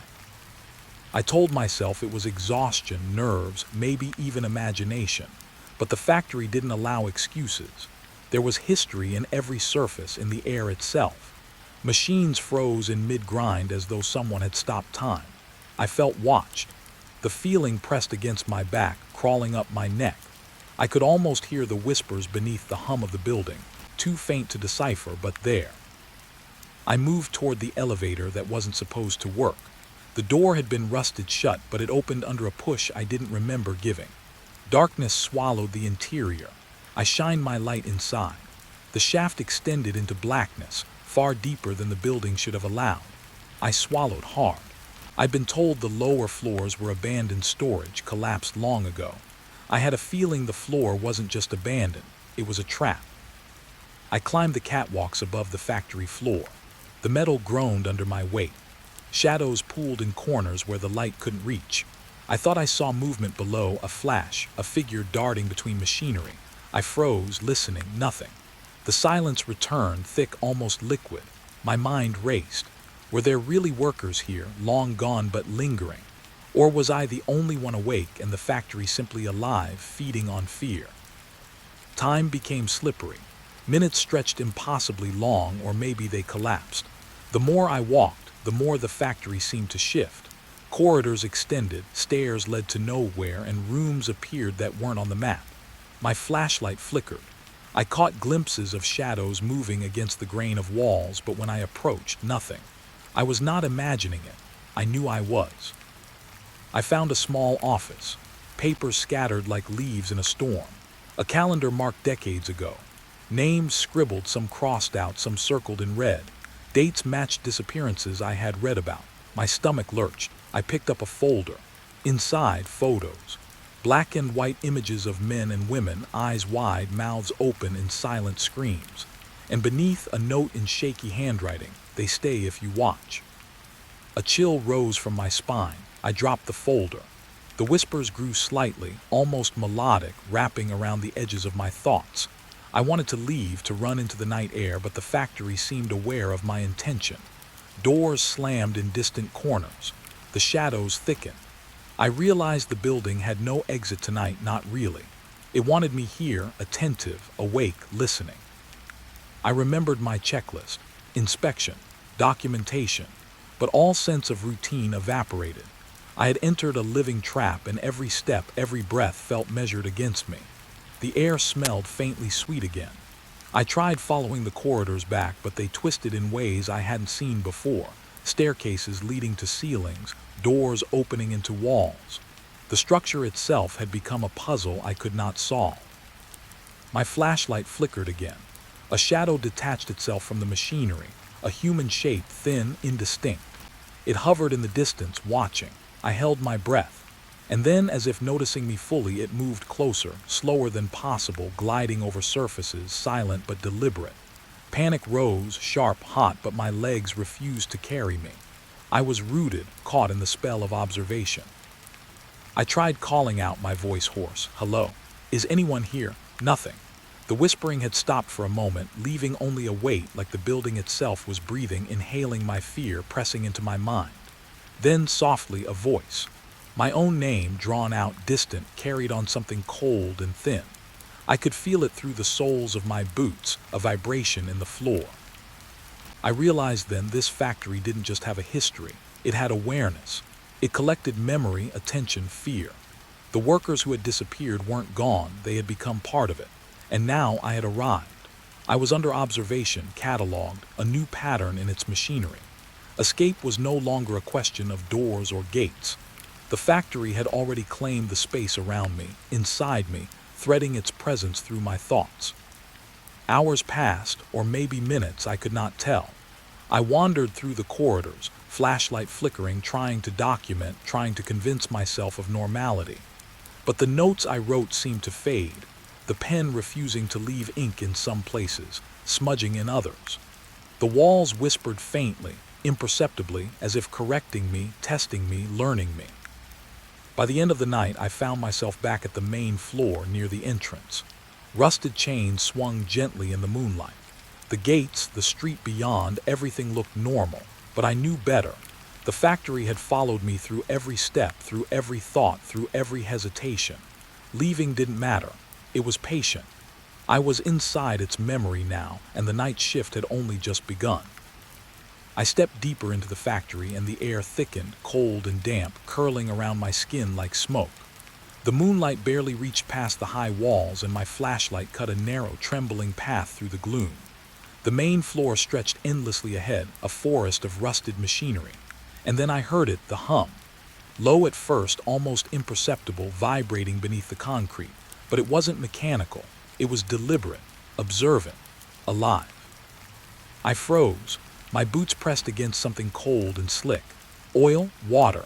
My light flickered across the floor, revealing a thin film of something dark, sticky. My heartbeat drummed in my ears, the hum pulsing with it.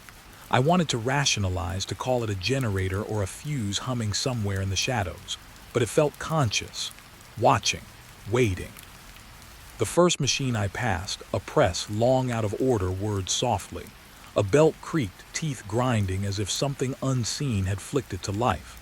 I backed away instinctively. The sound stopped the moment I shifted my weight. My breath came fast now. Something about this place had shifted. The factory was not empty. I moved forward again, keeping the flashlight steady. The hum grew louder, weaving through the machinery, curling around pipes and panels. I could almost make out patterns in the vibration, a rhythm that felt like breathing. I glanced around, expecting someone or something to step into the light. Nothing. Only the machines, but somehow they were not only machines. They were aware. A conveyor belt creaked as it moved a fraction of an inch. A stack of crates shifted, toppling slightly, though no wind stirred. I reached for a nearby control panel. Dust coated my fingers, but the switches slid smoothly as though greased. I pushed one, and the press beside me slammed down with a metallic sigh. I jumped back. My flashlight shook. Then a whisper, barely audible, so faint I thought I imagined it. "You shouldn't be here." My blood ran cold. I spun, flashlight slicing the shadows. Empty. But the air seemed thicker, sticky with intent. I swallowed, forcing myself to breathe. Maybe it was just the building settling. Old factories do that. But the whisper had been human, or had it been? I wandered along the catwalks above the machinery. The metal groaned under my weight, echoing through the cavernous space. Shadows danced against walls where there shouldn't have been light. Machines hummed. And I could swear the hums answered one another, shifting in tone as I moved. I tried to ignore it, focusing on the checklist the night supervisor had given me, but the factory had its own priorities tonight. One machine, a massive stamping press, started slowly on its own. The belt rattled, chains vibrating. I stood frozen, my reflection caught in the grimy metal, pale face, eyes wide, sweating despite the chill. The press groaned like a creature in pain, then stopped as suddenly as it had started. My flashlight flickered. I felt the presence behind me before I saw it, a weight pressing against my chest, subtle but undeniable. I turned. Shadows moved in the corners of my vision. Shapes of human size, impossibly thin, drifting between machines. I blinked and they were gone. I whispered to myself, it's the night shift, just nerves. But even as I said it, I knew that was a lie. This place remembered. It remembered every worker, every hour of every shift, every fear and mistake. And it was patient. I tried to follow one of the shadows. It slipped past me, faster than possible, weaving through the metal maze. Every time I thought I could catch it in the light, it vanished, but I could feel it. Always there at the edge of awareness, guiding me deeper. My chest tightened. The hums rose, louder, layered, almost a chorus now. I could feel vibration in the soles of my boots, traveling up my legs, filling my skull. I reached a control room, the door hanging open. Inside, panels were alive with flickering lights, though no electricity should reach them. Screens glowed faintly with shapes, grains of static forming into human outlines. I stepped closer. One flickered into focus. A man, eyes wide, frozen in mid-screen. Another smiling, twisted, too wide for a human mouth. My stomach churned. These weren't cameras or recordings. They were reflections, echoes of workers long gone, trapped in the factory's memory. The hum pulsed with each step I took. I tried to move slowly, grounding myself in reason. I told myself, this is machinery, old and haunted by time, nothing else. But a stack of crates toppled without wind, a pipe rattled as though shaken by invisible hands, and the whisper returned, stay. I forced myself to climb higher toward a catwalk that overlooked the whole floor. From up here the machine seemed deliberate. Presses rose and fell in rhythm, belts creaked and stopped in cadence with the hums. Gears turned as if orchestrated by a mind I could not see. I realized then, the factory itself was alive. Not in a mechanical sense, but in something darker, older. It remembered every shift, every worker, every heartbeat inside it, and it had been waiting for me. The mist began to seep in, rolling along the floor, curling around machinery like fingers. It smelled faintly of rust and something sweeter, decay or sugar, I couldn't tell. The fog wrapped around my legs, slow, suffocating, drawing me down. Shapes moved within it, thin, tall, indistinct, watching, waiting. I could feel their intent, probing at my mind, teasing my fear. I realized I had stopped moving. My flashlight was shaking in my hands. The hums had risen to a chorus, each machine singing in tones I couldn't understand, vibrating through walls, floor, air, and bone. I tried to step forward. The floor beneath me groaned, twisted. I looked down. The mist had thickened, shapes moving inside it, pointing, reaching, beckoning. My legs refused to obey. Then the hum shifted. One machine, a press I'd passed earlier, slammed down hard, sending a shockwave through the floor. I fell to my knees, heart pounding. The shapes in the mist recoiled, then advanced again. I crawled backward, flashlight flickering, and caught sight of a shadow detaching from the mist entirely. It moved with intent, gliding silently toward me. I stumbled onto the catwalk, clutching the railing, breathing ragged. The factory stretched below me, alive, watching, humming. I realized then that leaving was impossible, not by doors, not by gates. The machinery had a memory. It knew I was here, tracking, learning, remembering. And whatever had whispered to me, whatever had guided me through this maze, it wasn't done. I tried to focus, tried to ground myself. There had to be a pattern, a routine, something to survive. The hums, the shifts of shadows, the sudden motion of the machines, they weren't random. They were deliberate, observant, testing me. And somewhere inside I understood. If I failed to respond correctly, the factory would claim me like it had claimed all those before me. Time dissolved. Minutes stretched, hours collapsed. I wandered through the floor, the mist rising, machine hums singing through the air. I glimpsed shapes frozen in corners, workers eyed red about online, faces twisted in silent panic. They didn't move, not exactly, but they watched. Their presence pressed against me, feeding the fear, guiding me further. Eventually, I returned to the control room. The panels glowed faintly, shadows moving inside screens. I realized they were echoes of the factory itself, every pulse of the hum, every flicker of light, every shadow remembered by the machines. I pressed my hand to a cold panel. Vibrations surged through my fingers. The hums pulsed in time with my heartbeat. I understood then. The factory didn't just operate. It observed, adapted, remembered, and it demanded participation. By the time I made it back to the main floor entrance, the mist had thinned, the hums dimmed, leaving only a faint vibration underfoot. The gates were still chained. The night sky stretched beyond, calm, indifferent. But I knew better. The factory had marked me. I could leave physically, but it had claimed my attention, my memory, my fear. And I understood something deeper. The machinery wasn't haunted. The factory wasn't haunted. It was sentient, patient, waiting for me to make a mistake, waiting for me to forget, waiting for me to respond incorrectly. And I had a feeling it would follow me long after I left. The stairwell smelled of rust and dust, thick enough to choke on. I gripped the railing, each step groaning under my weight, echoing through the cavernous emptiness. The factory was silent, or at least it tried to be, but every surface seemed to pulse with memory. With each creak I felt eyes on me, and not the mechanical kind.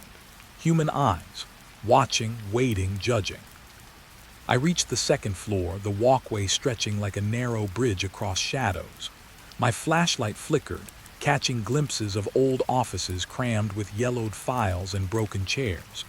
Papers fluttered in the draft, though the windows were sealed. Something nudged at my mind, almost like a whisper. Look closer. I stepped inside one office. The walls were lined with filing cabinets, drawers labeled with dates that stretched back decades. I rifled through them. Incident reports, safety violations, notes scribbled in a jagged hand. Names I didn't recognize, but faces haunted me. Small black and white photos stapled to the top of each file. Workers frozen mid-smile, mid-task, eyes bright, or empty. There were too many blank stares, too many moments cut short. A folder slid out on its own. I caught it before it hit the floor. Inside were reports of injuries, disappearances, unexplained accidents. Dates, times, brief notes, then always a photo attached. Some faces were familiar, but I couldn't place how. And some were distorted, eyes too wide, smiles stretched in ways no one could endure. My hands shook. My breath fogged in the cold air. I told myself it was just my imagination, but the factory didn't seem to care what I believed. I heard the hum before I saw it, a low, almost imperceptible vibration moving beneath the floor. Machines, but more than machines. A rhythm that matched my pulse. I glanced at the photos again. Some eyes seemed to follow me, shifting as I moved the light over them. I froze. Was it shadows, or something alive watching through these paper-thin windows? The office door slammed behind me. I jumped, my flashlight swinging wildly. Empty hallway. My ears were ringing with the hum, rising, falling, layering. It wasn't just a sound, it was a presence. It was testing me. I swallowed hard, forcing myself to focus. There had to be a pattern, a logic, a way to understand it before it understood me. I spread the photos across a desk, comparing names and dates. Patterns emerged. Most incidents happened at night, during shifts like mine, and always near certain machines. But some dates were missing, erased, or skipped. Reports incomplete. Photos torn at the edges, faces scratched out. I realized then, the factory wasn't just sentient, it was selective. It remembered what it wanted and erased what it didn't. A breeze stirred a paper in the corner. I glanced up and something in the hallway moved. A shadow, thin, stretching longer than it should, slipping along the walls. I blinked. Nothing, but the sensation didn't leave. The sense of being observed, unseen eyes, measuring me, cataloging my fear, intensified. I forced myself forward. Another office, another room filled with more files, more photos. This one was different. The desk in the center held a single open notebook, pages yellowed, written in a careful hand. Safety audits, notes on equipment, comments about workers. But at the bottom of one page, a line in red ink caught my attention. They see us when we leave. They remember the face, the fear, the failure. I froze. My own face, reflected in a cracked window pane behind the desk, stared back at me. But something was wrong. My eyes seemed heavier, darker, and the reflection didn't move exactly with me. It blinked later and smiled when I didn't. I stumbled back, chest tightening, flashlight shaking. I told myself it was a trick of the light, but deep down I knew it was. The hum had returned, closer now. Not from the machines alone, but from the walls, the floor, the air itself. It pulsed against my bones, a low chant, almost human, almost laughing. And then I heard whispers, soft, impossible to catch. Names, my name maybe, or a fragment of it echoing through the room. Not all friendly. Some accusing, some sad, some angry. I pressed my hands to my ears, spinning slowly. The factory seemed to stretch, hallways lengthening, doors appearing where none should be. Shadows gathered in corners, shapes that suggested movement, almost human but too tall, too thin. I wanted to leave, but every doorway led me deeper. Every path circled back, bringing me to the same room, the same desk, the same photos. Then a drawer slammed open on its own. My flashlight flickered directly on the contents. More photos stacked haphazardly, each face familiar yet wrong. Faces I'd passed on the stairwell, names I'd read in the files, eyes following me with increasing urgency. One photo slid out as though pushed by invisible fingers. It showed a man in a uniform similar to mine standing under the hum of machinery, his eyes wide, frozen in terror. My stomach dropped. It looked like me, or would eventually. I backed away. The hum shifted, a vibration that coursed through the floorboards, rising in pitch. It felt like it was laughing or calling. Shapes in the hallway gathered closer, shadows bending as though alive. My light trembled over a cracked photograph stuck to the wall. A worker's face, scratched, half erased, but I could swear it blinked at me. I recoiled. My hand caught another file. Inside, notes about a night observer. Someone assigned to watch the machines. Someone who never left. The realization hit me like a punch. The factory didn't just consume people. It watched, cataloged, remembered. And sometimes it kept them. Not as bodies, but as echoes. Living shadows stitched into its memory. Faces to stare at the next worker. Eyes to track the fear. Names to whisper when the hum rose. I needed to move, needed to leave. But every hallway looked the same, every door led to the same office. Shadows shifted with me, brushing against walls, sliding along floors. The hum was louder now, almost painful. My pulse raced. I whispered, "It's not real, it's not real." But the photos, the names, the shadows, they disagreed. They knew I was real. They knew I had arrived. A stack of files toppled over, spilling photos across the floor. I knelt to gather them. One face caught my eye. A young man, smiling nervously, uniform identical to mine. His eyes were wide, almost pleading, and at the bottom corner scribbled faintly, "Do not leave." I froze. The whispering returned, urgent now, almost in unison. Names, fragments, partial words. Stay, watch, fear. Remember. My flashlight flickered and I could feel them all around me. Shapes in corners, shapes behind doors, shapes in the mist that now seeped into the room, curling along the floor, rising like smoke to watch me. I tried to leave again, but the floorboards groaned under invisible weight. A shadow moved in the corner of my eye, human, impossibly thin, reaching. I stumbled backward, tripping over a cable, landing hard on the cold concrete. Pain shot through my arm, but worse was the sensation of eyes drilling into me, measuring, cataloging. The hum shifted again, low and insistent, vibrating through my skull. I scrambled to my feet, pushing through the fog of fear and mist. Hallways twisted around me. Doors appeared and disappeared. The offices, files, and photos multiplied, surrounding me in a maze of memory and observation. Every step I took, the factory remembered, adapting, testing, shaping me into something else, something it could record, remember, and consume. Eventually, I collapsed against a wall, breathing hard, flashlight shaking. Photos littered the floor around me, faces frozen in terror or silent judgment. I realized I was no longer alone. Shadows hovered just beyond the light, observing, waiting for a misstep. The hum had become a chorus, a living thing, pulsing in sync with my heartbeat. And in that moment, I understood something horrifying. The factory didn't just remember faces. It remembered fear.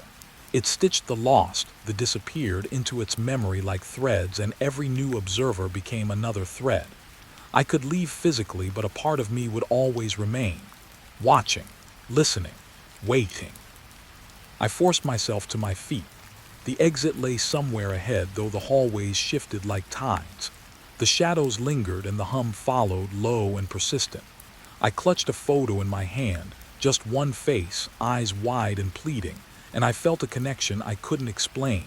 The factory remembered me now. It had begun. Even as I stumbled toward the faint light at the far end of the hall, I knew the eyes wouldn't leave. The hum wouldn't stop, and the forgotten faces would always be there, stitched into the walls, stitched into memory, watching anyone who dared walk these halls. I stepped onto the factory floor and the smell hit me first. Oil and rust, sharp and metallic, mixed with something older, deeper, like dust that had been breathing for decades. The hum was louder tonight, thicker, as if the machines themselves were awake and breathing. I wanted to tell myself it was my imagination, but my gut said otherwise. Lights flickered overhead, throwing long shadows across the floor. Each machine seemed to shift slightly when I wasn't looking directly at it. Pistons hissed and groaned, belts spun without drivers, and the air vibrated with a low, almost sentient resonance. I felt a presence, not just in the room, but in the room, like the factory itself was aware of me. I passed the line of old assembly stations, tools scattered across benches as though someone had left in a hurry, but the dust on them suggested years of neglect. I reached for a wrench to steady myself and froze. The handle was warm. I yanked my hand back. Nothing was moving, but I felt it. A weight, watching, waiting for me to take the first real step. The farther I walked, the more the factory changed. Hallways seemed longer, ceilings lower, shadows stretching unnaturally. I swear I saw figures out of the corner of my eye, workers in faded uniforms, faces pale and hollow, standing perfectly still, watching. But every time I blinked, the space around me was empty. I came to the center of the floor where the largest machines rested, quiet now but humming with tension. Old control panels lit up for a fraction of a second, blinking in patterns I couldn't read. I leaned in, trying to make sense of it, and that's when I heard it, faint whispers curling around the hum. Names, fragments, a thread of voices that seemed to know me. I tried to shake it off. It's just the wind. It's just echoes. But the whispers followed me, brushing against my mind, and I couldn't tell where the sound ended and my fear began. A cold draft slipped around my neck, though every door was closed, every window sealed. And then I saw it, a shadow moving across the far wall. Not a projection of myself, not a trick of the light. Something alive, long and thin, weaving in and out of the machinery. I wanted to run, but the floor seemed to pulse beneath my feet. The hum rose and fell like a tide, pressing against my chest, filling my ears. Every step I took made the air thicker, heavier. I felt it watching, weighing my fear. The factory didn't want me gone. It never wanted anyone gone. I approached a line of filing cabinets I hadn't noticed before, doors slightly ajar. Inside were papers and photographs, just like the last room, but this batch was different, dated for this very week. Names scrawled in a frantic hand. Faces wide-eyed, half smiling, half terrified. And then a photograph slipped free from the stack, landing at my feet. My flashlight caught it and I froze. It was me. Or at least it looked like me. Uniform identical, stance nervous, eyes wide. My own face staring back, frozen in anticipation of something I didn't yet understand. The whispering intensified, a chorus now. Calling my name in fragments. Stay, don't leave, remember. I backed away, but the floorboards beneath me groaned, moving slightly as though they had weight of their own. I stumbled into a narrow hallway I hadn't seen before. The walls pulsed with shadows, machines lining the sides, belts spinning slowly, hiss and hiss and hiss, like lungs exhaling. I wanted to scream, but my voice was caught somewhere in my throat. I couldn't tell if the shapes were human or what they had once been. Each shadow mirrored my movements, sometimes a beat slower, sometimes ahead, always watching, always waiting. A door at the end of the hall opened on its own. I didn't want to enter, but I felt drawn. Inside, a small office, walls lined with more photographs. Every worker who had vanished over the past decade stared out at me from their paper prisons, faces pale, eyes bright. And then I saw the newest additions, recent photos taken only last week, faces I recognized, smiling as if the factory had claimed them already. I dropped to my knees, clutching the flashlight as sweat ran down my back. Something moved behind me, slow, deliberate. I turned, and in the corner a figure stood, thin, hunched, human enough to make my stomach turn. Its eyes reflected the dim light like black mirrors. It didn't move toward me. It just watched. The whispering swelled, urgent now, almost chanting. My name, the names of the lost, the names of the disappeared. And one word over and over, observer. The figure tilted its head, and I realized it wasn't alone. Shadows pooled in corners, along walls, stretching across the floor like ink. The machines hummed in rhythm with them, as if the factory was alive and they were its heartbeat. I pressed my hands to my ears, but it didn't help. The whispers burrowed into my skull, carrying memories I didn't remember, faces I hadn't seen, events I hadn't lived, and through it all the factory waited. I ran. I stumbled through hallways that twisted impossibly, doors appearing and disappearing, machinery shifting like it had legs. Each step brought me closer to the exit I could barely see, but the shadows followed. Shapes pressed against walls, their hum blending with the machines, and the whispers rose in pitch, almost painful. I couldn't tell where my fear ended and the factory began. I reached a stairwell, descending rapidly, trying to reach the ground floor. Each stair groaned, trembling beneath me. The lights above flickered, casting patterns that danced across the walls. And then I saw them, faces in the dust, etched faintly on the floorboards. Workers gone for decades, eyes staring up at me as if pleading. And then one face shifted, smiling directly at me, and I felt a cold hand brush my mind. Not real. I told myself it wasn't real, but my pulse betrayed me. The main floor opened before me, wide and empty, or so it seemed. The hum had grown impossibly loud, vibrating through my bones.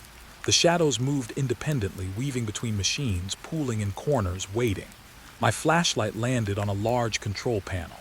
Buttons lit up in patterns I couldn't comprehend, screens flickering with faces, names, scenes of past shifts. And then one screen displayed me, alive, watching, recorded, already part of the memory. I ran for the exit. Doors I thought were locked now hung open, bathed in faint light. I could feel the factory breathe behind me, alive, hungry, remembering. I reached the main gate, my hand trembling as I turned the handle. The door resisted, heavy, almost alive, then yielded. I pushed through into the night, cold air burning my lungs, and the factory receded behind me, or so I thought. Outside, the street was empty. Fog clung to the ground.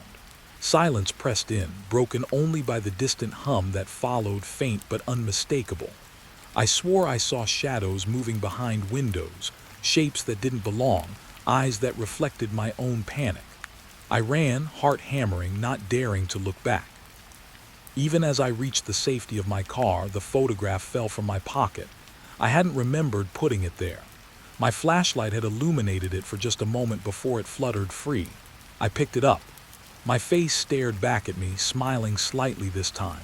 Not the same fear as before. Something else, expectation maybe, waiting, watching. I drove away, but the hum stayed, faint, threaded through the night air like a memory refusing to be forgotten. I told myself it was over, that I had escaped. But deep down, I knew it wasn't true. The factory remembers. It always remembers. And somewhere, just beyond the edge of vision, something waits for the next shift, the next observer, the next thread to weave into its living memory. The key was heavier than it should have been, cold metal pressing against my palm. I had booked the Airbnb online, scrolling through photos that promised cozy charm. Exposed beams, old floorboards, a fireplace that looked like it hadn't been used in decades. Nothing in the listing warned me about the room that didn't exist. I slipped the key into the door and pushed it open. The hallway smelled faintly of lavender and damp wood. Shadows clung to corners, long and still, though the sun had barely set outside. The air inside the house was too warm, and every creak of the floor sounded like a footstep behind me. I told myself I was imagining it. That's what I told myself about most things these days. The host had met me at the door, smiling, friendly, the kind of smile that never reached the eyes. She handed me a handwritten note. "Enjoy your stay. The attic room is closed for repairs.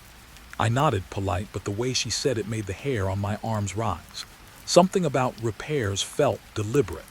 I placed my bag in the main room, trying to shake the unease, and explored the rest of the house. The first few rooms were normal. A living room with faded curtains, a kitchen smelling faintly of herbs, a bathroom with cracked tiles. I noticed details. The way the wallpaper peeled at one corner, the uneven floorboards, the small footprints etched in dust, but nothing overtly strange. Nothing yet. Then I found the door. It wasn't on any map the host had given me. It was small, almost hidden behind a worn bookcase in the hallway. The handle was old brass, tarnished, cold, and it rattled faintly when I turned it. The key didn't fit, but the door opened anyway, as if it had been waiting for me. A draft escaped, carrying a scent that made my stomach tight. Smoke, dust, and something faintly sweet like decayed flowers. The room was small, dark, and empty. Not empty, but paused. Everything was in place, as though someone had stepped out and never returned. A single chair sat in the center, facing the wall. A cracked mirror leaned against the far side, reflecting dim light in strange angles. And then I noticed the floorboards. They were scratched, etched with letters and symbols, some so worn I couldn't make them out. I stepped inside. The air changed immediately, heavier, tighter. My breathing sounded loud in the small space. I circled the room slowly, trying to rationalize. The scratches, the faint smell, the pressure in the air. It had to be old, a remnant of someone else's stay, maybe even decades ago. But something about it didn't feel abandoned. Not yet. The mirror caught my reflection. For a second I thought I saw someone else standing behind me, a figure so still I couldn't tell if it was real or a trick of the glass. I spun around. Nothing. Only the chair, the walls, the faint hum of the house settling around me.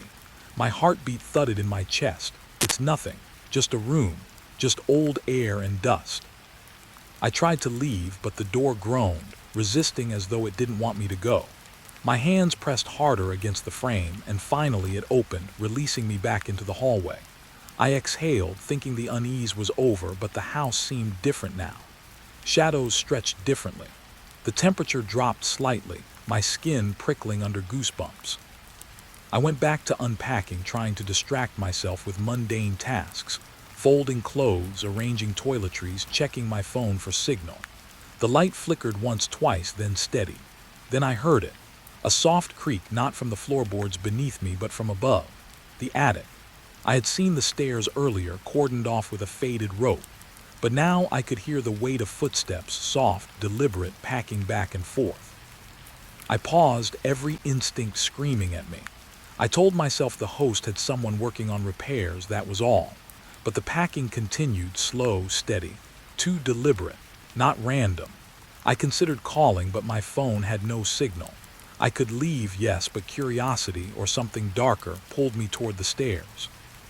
The rope sagged slightly as I approached. I didn't tie it back, didn't remove it. I just needed to see. Every step creaked beneath me, the sound echoing through the house, mingling with that slow, deliberate rhythm above. The air smelled sharper now, bitter and metallic. A faint whisper seemed to brush my ear. I shook my head, certain no one was there. At the top of the stairs, the attic door was slightly ajar. Light spilled from inside, warm and unnatural, though no lamp I could see was on. I pushed it open fully. The room was cramped, filled with old furniture, boxes stacked precariously, and the remnants of a life, or many lives, that had been left behind. Dust floated in beams of light cutting through the small window. And then I saw it, a chair facing the wall like the one in the hidden room below. Symbols scratched into the floorboards, faded but precise. A small notebook lay on the chair, open. I approached cautiously, flipping it open. The handwriting was jagged, hurried. They watch, they wait. The room remembers. The hairs on my arms stood on end. I felt eyes on me, though no one was there. A whisper curled around my mind, echoing the words. The room remembers. I tried to close the notebook, but my hands shook.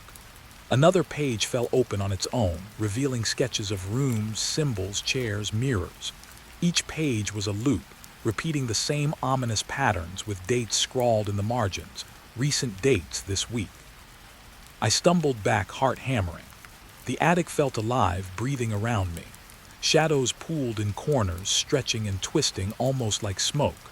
The whispering grew, layered now, multiple voices overlapping, murmuring words I didn't recognize but felt like commands, warnings, threats. I ran from the attic, stumbling down the stairs, ignoring the rope and the creaking of each step beneath my weight. The hallway stretched unnaturally as I reached the main floor. The air outside the hidden room felt heavier, charged. I glanced at the door again. It was closed now, solid, normal, as if it had never been there. I sat in the living room, shaking, trying to calm myself. My phone finally buzzed, one bar of signal, a message from the host. Hope you're settling in. The house can be particular. Enjoy your stay.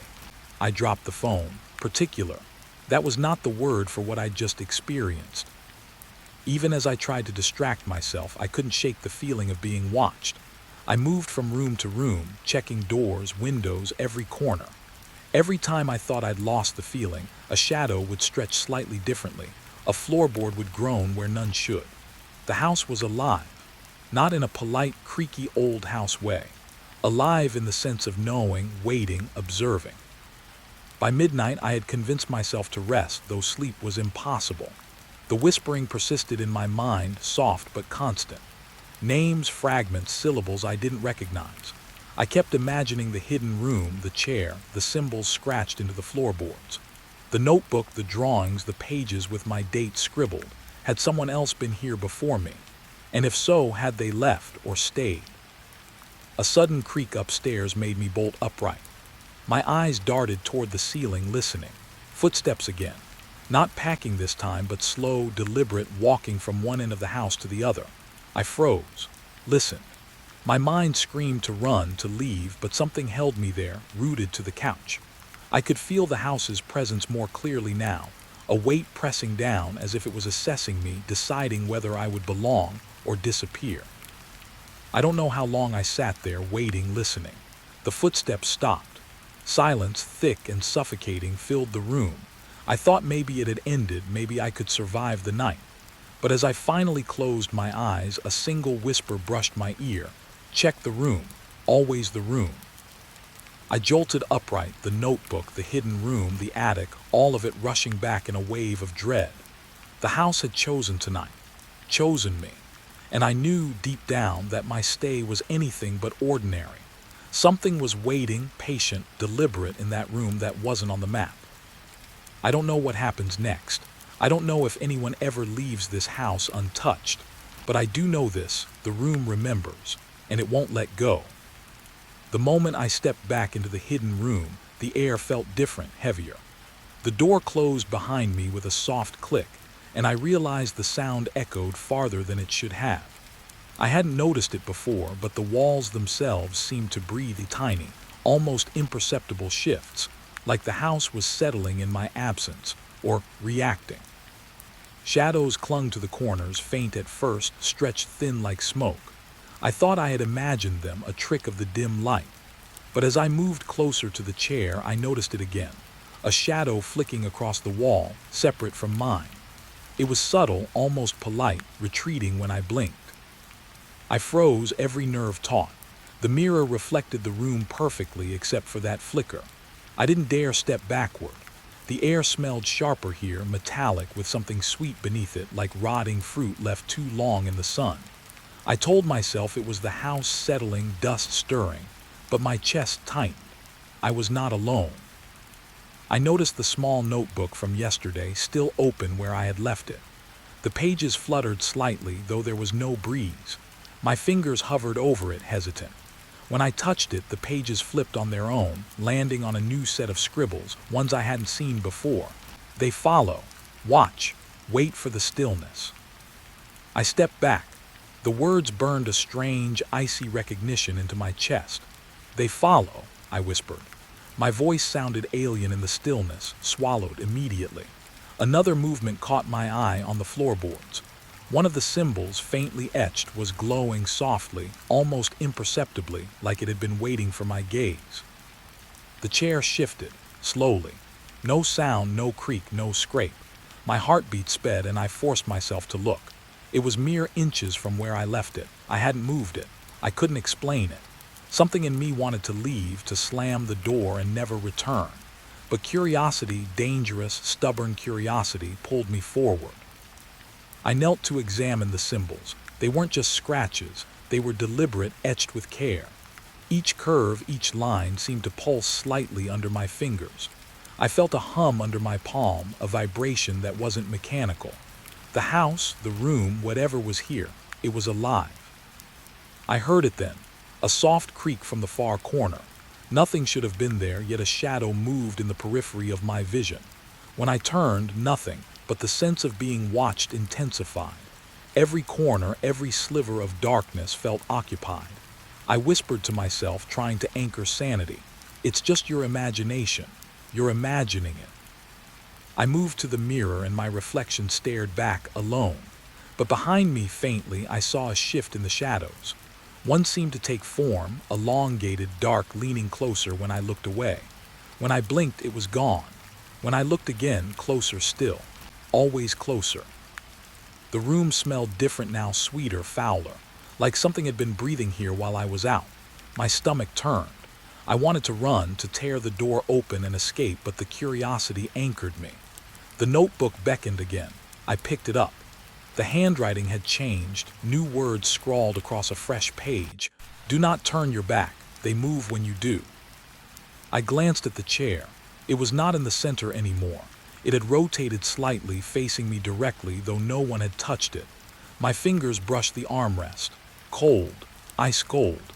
I jerked my hand back, heart pounding. A whisper curled through the room, soft, layered, unintelligible at first. Then clearer, almost deliberate. Look closer. Watch them. Do not move. My skin crawled. I turned slowly, scanning the corners. Shadows pooled, stretched, faded, then stretched again. I tried to convince myself of rational explanations. A draft from the cracks in the walls. My imagination amplified by isolation. But every instinct in my body screamed that this room had rules. Rules I didn't know. Rules I had broken simply by entering. I stepped back toward the mirror. This time my reflection was slightly off. My head tilted a fraction more than my body. My arm didn't move when I raised it. I froze. The mirror didn't reflect me. Not fully. Something else lurked in the reflection, indistinct, watching from just behind where I should have been. Panic started clawing at the edges of my mind. The shadows weren't just shadows. They weren't just tricks of the light. They were waiting, testing. I could feel their patience like a weight pressing on my shoulders. I tried to leave, but the door slammed shut before I reached it. Not violently, but deliberately. Locked. I hadn't touched it. The room shifted subtly around me. Floorboards creaked in places they hadn't before. Symbols glimmered faintly. The air pulsed as if the walls themselves inhaled, watched. The notebook flipped open once more, pages rustling as if moved by invisible fingers. I couldn't read the words at first. They shimmered, almost alive, but then clarity hit. They enter when the light fades, always unseen, always near. A small object on the floor, my water bottle, rolled. No one had touched it. I bent to pick it up, and another object moved ever so slightly. Each time I looked away, something shifted. Each time I looked back, it had moved closer. My mind raced, heart hammering. I realized I couldn't trust my senses. The room was rewriting itself around me. I crouched near the chair, notebook in hand, trying to gather thoughts, trying to understand. The whispers grew louder, a low hum now, overlapping syllables I couldn't parse but felt in my chest. The shadows gathered in corners, not amorphous now, but forming shapes, figures hunched, leaning, patient, watching, waiting. I could feel their gaze, invisible but certain. The mirror called me. I approached cautiously. My reflection remained, but the shadow behind it shifted closer, tilting its head as if curious. I spoke, voice trembling. Who's there? Silence. Then the whisper, you invited us. I recoiled, my mind scrambled. Invited? How? I hadn't done anything. The room was not mine, yet somehow I had activated it. My presence was permission, my fear nourishment. Objects continued to move slightly, almost teasingly, each shift deliberate. A cup, a small box, a chair leg, nothing violent, nothing sudden. But the subtlety made it worse. Each movement implied intent. Someone, something was alive here, and I was alone. I sank to the floor, notebook pressed to my chest. The shadows receded slightly when I sat, giving me a moment's calm. I tried to steady my breathing. Maybe, if I stayed still, if I became nothing, the room would ignore me. Maybe. But the whispers never stopped. Soft now, almost hypnotic, layering over each other. Words repeated, syllables, phrases I didn't recognize. Do not leave. Remain. Watch them. They remember. My eyelids drooped despite myself. I wanted to sleep, to escape consciousness, but the feeling of being observed, measured, tested, wouldn't allow it. I dared a glance at the mirror once more. My reflection, or what I thought was mine, smiled. A slow, deliberate smile, unbidden. I froze. My mouth hadn't moved. The shadow behind me leaned closer, head cocked like a predator observing prey. I realized I couldn't leave. Not yet, not until I understood. Not until I faced whatever existed here, whatever followed me into the room. The air grew colder, thick with unseen eyes. The house had drawn me into its rhythm, into its patience. I was no longer the visitor. I was the observed. The room's rules were clear now. Watch, do not turn away, do not move or risk being claimed. Hours passed, or maybe minutes. Time stretched, warped, irrelevant. Shadows shifted in subtle dances, moving when I blinked or looked elsewhere. The whispering never ceased. The room felt alive, not kind, not cruel, just observant, endlessly patient. When I finally stepped toward the door again, it resisted as before, slow and deliberate. I paused, hand on the knob. The shadows lingered in the corners, tilting their forms toward me. The mirror reflected not me, but a collection of shapes, watching, waiting. I opened the door carefully, every step echoing through the hall. The main room felt empty, silent, normal. But I knew it was not. The house had eyes everywhere, and I had carried their gaze with me from the hidden room. Even as I tried to calm myself, unpack, and pretend I was alone, I could feel it. Watching, subtle, patient, waiting for me to look away. The house had chosen its guests, and now I knew the room would never let go. I woke to the faint hum of the room, though I had no memory of sleep. The shadows had shifted while I was unconscious, or maybe I had dreamed them into existence. The walls didn't look the same. Not exactly. Lines that were straight yesterday now curved just slightly. Doors appeared where there had been only walls. Corners softened, then sharpened. My chest tightened, and I realized I couldn't trust my memory of the layout. I tried to stand, but the floor felt different underfoot. Not physically exactly, but somehow alien. The familiar chair had moved again, angled slightly toward me. I hadn't touched it. I could feel the room watching me like it waited for my first step, my first miscalculation. I whispered to myself, steadying the tremor in my hands, it's just me. I'm tired. The room isn't alive. But then the walls moved again.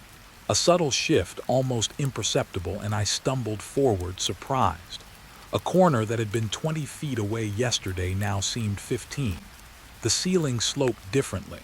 The room itself was breathing, expanding and contracting around me. I felt trapped in a living puzzle. The notebook lay on the table. I moved toward it, and for a moment I felt relief. Something tangible, something I could read even if it refused to explain itself. The pages had changed. New scribbles covered spaces I knew I had already read. Time bends, do not linger, they notice. Who notices? I muttered. My voice sounded wrong to me, hollow, distant. The walls seemed to pulse in response. Shadows deepened and thinned, stretching across surfaces like smoke curling over fire. I turned, and one seemed to stand longer than it should, a tall figure leaning from the corner, just at the edge of vision.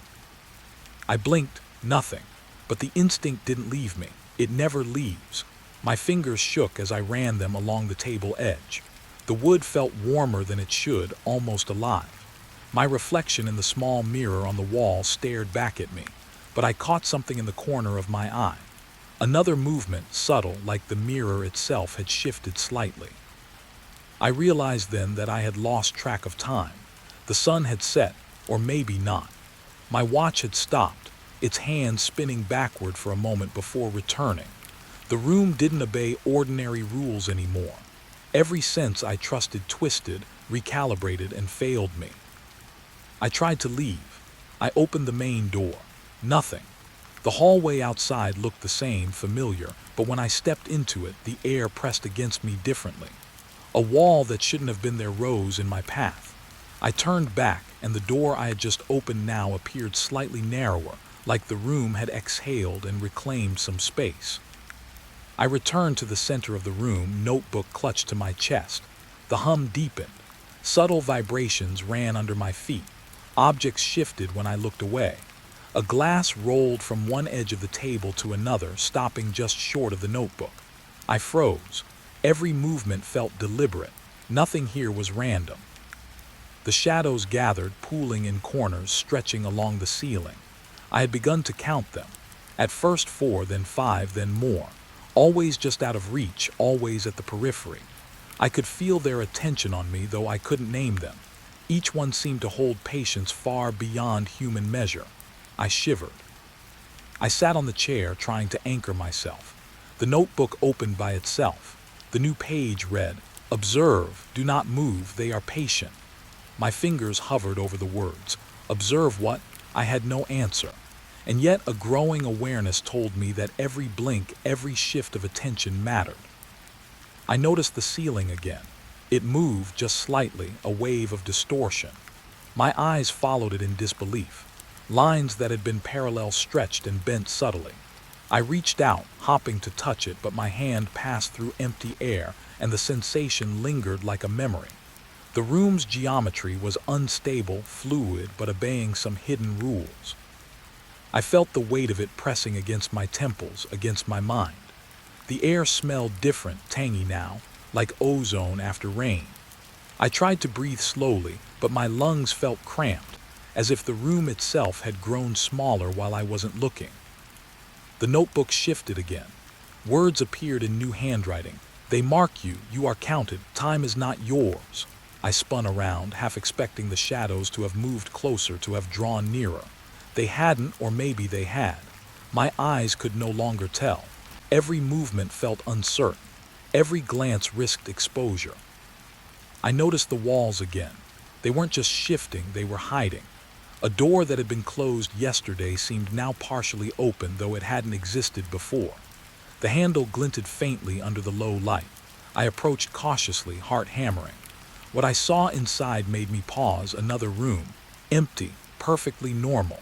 Yet I knew it was a trick, or perhaps a warning. I turned back. The walls had shifted again. The chair was no longer in the center. The table had moved slightly closer to the corner. The air thickened. The shadows lengthened, pooling, spreading, whispering in tones I could feel more than hear. The floor beneath me vibrated, low and subtle, as if the house was aligning itself around my presence. I tried to sit again, to hold some measure of sanity. My mind grasped at logic. I had imagined the shadows, the movements, the shifting walls. Exhaustion, isolation, the fear of the unknown, but my hands betrayed me. They trembled uncontrollably. And the notebook moved again, pages flipping faster now, stopping on a passage. They are patient. Time is folded. You cannot leave. I whispered to the room, though I knew it wouldn't answer. Who are you? Silence, then a low vibration that resonated in my chest. The walls seemed to lean inward, not physically, but perceptually, as if my brain had been tricked into seeing them breathe. I stumbled to the mirror. My reflection was wrong, my eyes too large. My shoulders shifted, twisted slightly. My lips moved differently than my voice. And behind me, something lingered in the glass. A tall, indistinct figure, watching, tilting its head with the patience of centuries. Panic surged. I ran to the door, but it resisted, heavier than steel. Not locked, not physically blocked, but resisting as if the room itself didn't want me to leave. I slammed my shoulder against it. The walls vibrated in response, humming in a way that resonated in my chest. I staggered back. I sank to the floor, notebook open, trying to steady my breathing. The shadows pooled closer now, still at the edges, but I could feel their focus. I understood, horrifyingly, that they were aware of my every thought, every flicker of attention. The room had claimed me. It did not move against me violently. It simply held me, observed, counted. I looked at the ceiling again. Waves of distortion pulsed across it, slow, deliberate. I realized I couldn't trust my senses anymore. What was above me might not be above. What was behind might be beside. Time didn't flow here as I understood it. Every second stretched, warped, overlapped. The notebook shifted one last time, pages stopping on words that burned into my mind. Do not move. Observe. They are patient. You are one of them now. My fingers traced the letters as my chest tightened. One of the shadows stretched slightly just beyond the mirror. I held my breath. The room settled slightly. Or maybe I had settled. A brief calm, fragile and fleeting. I could see the lines of the walls now more clearly, though I knew it was an illusion. The air hummed softly. The shadows lingered. And I understood in the pit of my stomach that the room would continue to shift, continue to watch, long after I tried to leave. I rose slowly, cautious, each step measured. The shadows mirrored my movement just slightly, always aware, always patient. I tried to mark the time on my watch, no use. Its hands spun without rhythm. I glanced at the mirror. My reflection smiled subtly. I did not. I pressed the notebook to my chest again. I couldn't leave. Not yet, not fully. The room demanded attention, observation, patience, compliance. Every instinct screamed to run, but reason, fragile and fatting, told me I had entered something far older and more deliberate than myself. Hours or minutes passed. The walls continued their subtle dance. The shadows lingered. The hum never ceased. I realized I had become part of the rhythm, part of the room's awareness. And yet, somewhere deep in my mind, a flicker of resolve remained. To survive, I had to understand, to watch, and to remember every imperceptible shift. The notebook's final message that night. Time folds, observe, you are counted, they wait. I sank into the corner, exhausted but alert. The room pulsed gently around me. Shadows stretched and thinned, moving only when I looked away. The air smelled faintly of iron and rain. I understood one truth clearly. The room would continue to change, the shadows would continue to watch, and I had no concept of when, or if, I would ever leave. I closed my eyes briefly, trying to steady myself. When I opened them, the walls had shifted again. The door wouldn't open. I tried the handle again and again. Each time it felt heavier, resisting more, as if the room itself had swallowed the exit. My chest tightened. Panic tried to rise, but I forced it down, counting each slow inhale. It was a door. It should open. Yet every twist of the knob, every push, met only the sensation of immovable weight. I stepped back. The walls around me seemed closer now, pressing in, subtle but undeniable. The shadows pooled thicker at the edges, taller than before, bending slightly toward me. I could feel them watching, always watching. And then I noticed something that made my stomach twist. The floor beneath me had shifted while I wasn't looking. The rug I had stepped over moments ago was now under the table. The table had moved. The chair had rotated. Nothing remained where I had left it. I stumbled to the table, notebook in hand, desperate for answers. Its pages were blank, then scribbled, then blank again. Words appeared and vanished before I could even focus. You cannot leave. Time folds. Observe. My hand shook as I traced the letters, trying to anchor myself to something tangible, to something real. The room didn't obey the rules I knew. It didn't need to. I glanced at the ceiling. It was sloping now, subtly, impossibly. Lines that had been straight twisted slightly, like the room was breathing. I swallowed hard, trying to remember what day it was, what hour, anything. My watch spun its hands wildly, refusing order. The room had folded time around me. I realized then that I had no concept of how long I had been trapped. A sound reached me, a faint click. Not from the door, from behind me. I spun around. The walls had changed again. The mirror I had relied on for sanity reflected a space that shouldn't exist. A hallway curved impossibly beyond the wall, its end vanishing into shadow. I swallowed, afraid to step closer, afraid to step away. Every instinct told me the room was alive, that it was shaping itself around my fear. I moved toward the mirror slowly. My reflection blinked, but I thought I saw a delay. My lips moved, and then faintly another pair moved just after me, mimicking but subtly wrong. The shadows shifted behind me, elongating and thinning in a rhythm I couldn't follow. My chest tightened. They weren't just observing, they were learning, adapting, waiting. I stumbled back, gripping the notebook, and it flipped open on its own. A single line caught my eye. They will not let you leave, but leaving is a choice you must make. I whispered, voice trembling. What choice? The room hummed in reply, a low vibration that seemed to echo in my bones. I realized the walls themselves were resonating with something beyond sound.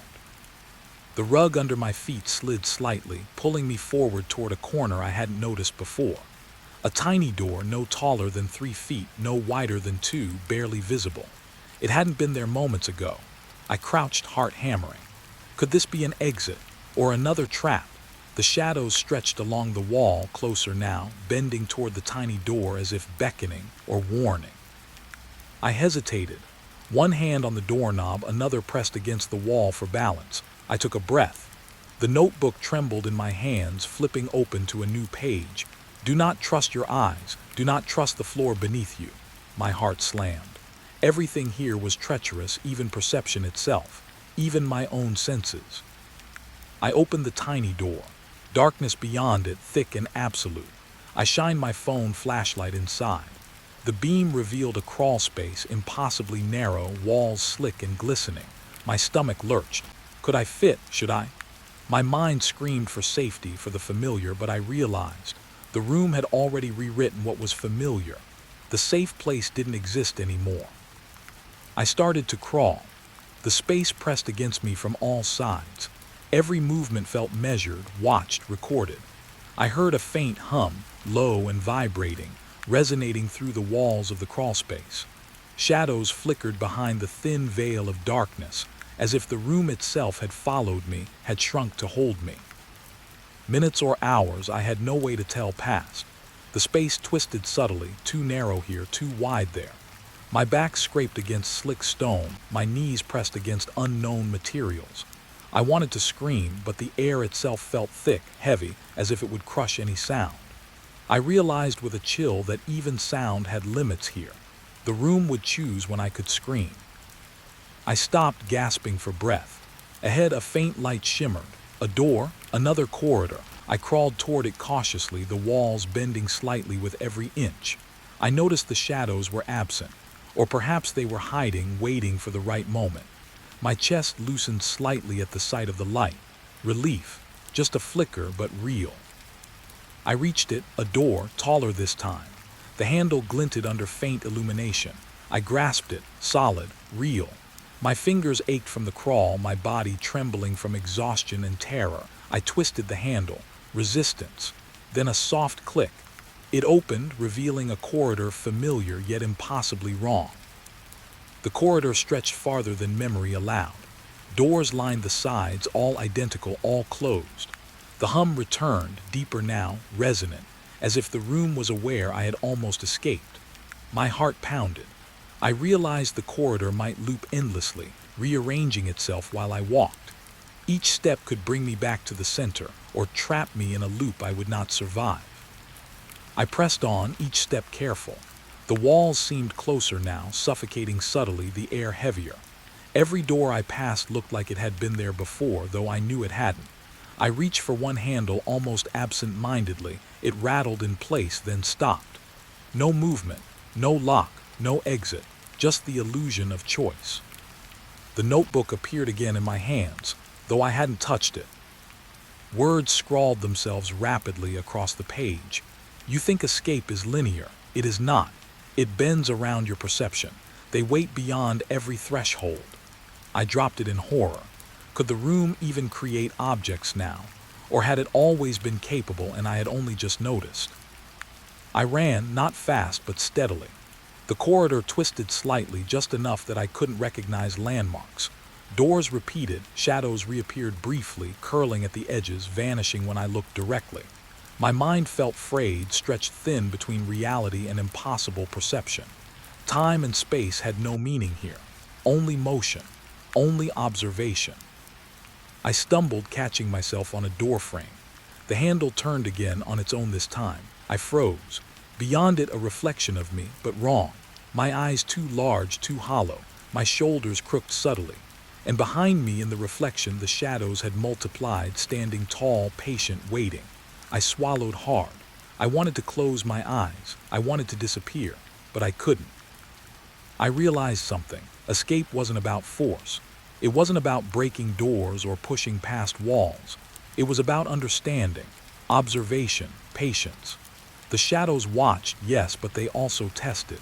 And every misstep fed them, strengthened them, reminded them I was still here, still trapped, still human. I sank to the floor, exhausted, trembling. The notebook lay beside me, pages still scrolling with new warnings. The room hummed. The walls pulsed. I could feel it in my bones. I had no exit. Not yet, maybe not ever. I leaned my back against the wall, trying to calm my racing thoughts. The shadows lingered at the edges of my vision, waiting, patient. Every breath I took was measured. Every heartbeat echoed too loud in the distorted space. And then, faintly, the air shifted. A subtle pressure, almost a suggestion, that maybe, just maybe, there was another choice. I closed my eyes briefly. When I opened them, the corridor had shifted again. Doors repeated. Shadows waited. The hum resonated in the floor, in the walls, in the very air. I understood one terrible truth. This wasn't a room. It wasn't a building. It was a consciousness. And I was the guest who had forgotten how to leave. The fluorescent lights buzzed above me, thin and sharp, slicing through the dust in the air. Every corner of the police archive seemed darker than it should, the shadows clinging to the shelves like they were alive. I'd worked nights before, but this was different. The air was heavy, thick with something I couldn't name. I was alone, that's what I kept telling myself. The archivist had left early and I was the last one on duty. My only task, organize old case files, simple enough. But as soon as I touched the first folder, a cold shiver ran down my spine. There were notes scribbled in margins, yellowed pages with names and dates that felt wrong. They weren't just records, they were warnings. I leaned back in my chair, staring at the first tale a former night shift worker had left behind. The ink was smudged, almost trembling on the paper. He watches from the stacks. You'll hear footsteps when no one is there. I laughed nervously, forcing myself to believe it was a joke. But then I heard it, footsteps, slow, soft, not mine, not the archivist's. I froze. The sound stopped, just like that. My heart thumped in my chest, and I realized I didn't remember walking to that part of the shelf. My eyes darted, scanning the rows of files. Shadows shifted, but I couldn't tell if it was imagination or something else. Something had a pattern. It waited for me to look away. I picked up another folder. This one belonged to a man named Harris, a security guard who had worked here decades ago. His handwriting was jagged, angry, almost frantic. The room rearranges itself. Hallways aren't hallways, doors disappear, you can't leave. I swallowed. The words felt familiar, but I'd never read them before. The fluorescent light flickered and the air thickened. I felt the walls breathe. A low groan echoed somewhere behind the shelves. Not a building settling, not plumbing, something else. Human, not human. I gripped the edge of the table. My instincts screamed to run, but where could I go? Every path seemed identical. Every corner looked like the one before it. The archive was a maze, and suddenly I was unsure if I had ever entered it at all. I found another story, this one scrawled by a clerk named Lorna. She wrote, "The files whisper when no one listens. They know your name. They remember what you try to forget." I laughed softly, trying to mask the rising dread. I remembered the files I'd handled earlier, names I'd read aloud absent-mindedly. One of them, a child from a cold case, whispered. I could swear I heard it just now, a faint hiss at the back of my mind. I stood, walking slowly between the shelves. Each step made a soft scrape on the tile, but the footsteps behind me grew louder, or perhaps I imagined it, or perhaps they mirrored mine exactly. I couldn't tell. Every instinct told me to stop, but curiosity anchored me. I had to know what had happened to the people who worked these nights before me. I found Harris's final note buried deep in a pile. I couldn't leave. No one leaves, you'll see them if you look long enough. The files keep them. My pulse raced. The lights flickered again. I thought I saw movement behind the shelves. Shadows, but not normal ones. They twisted, stretched, and retreated when I turned fully to face them. The next story was from a young temp named Doyle. He claimed that on some nights, the files would rearrange themselves on the shelves. A folder he had left in the middle row of one shelf ended up in the topmost corner by morning. That alone would be unnerving, but it was what he saw in the reflection of the glass display cases that scared him most.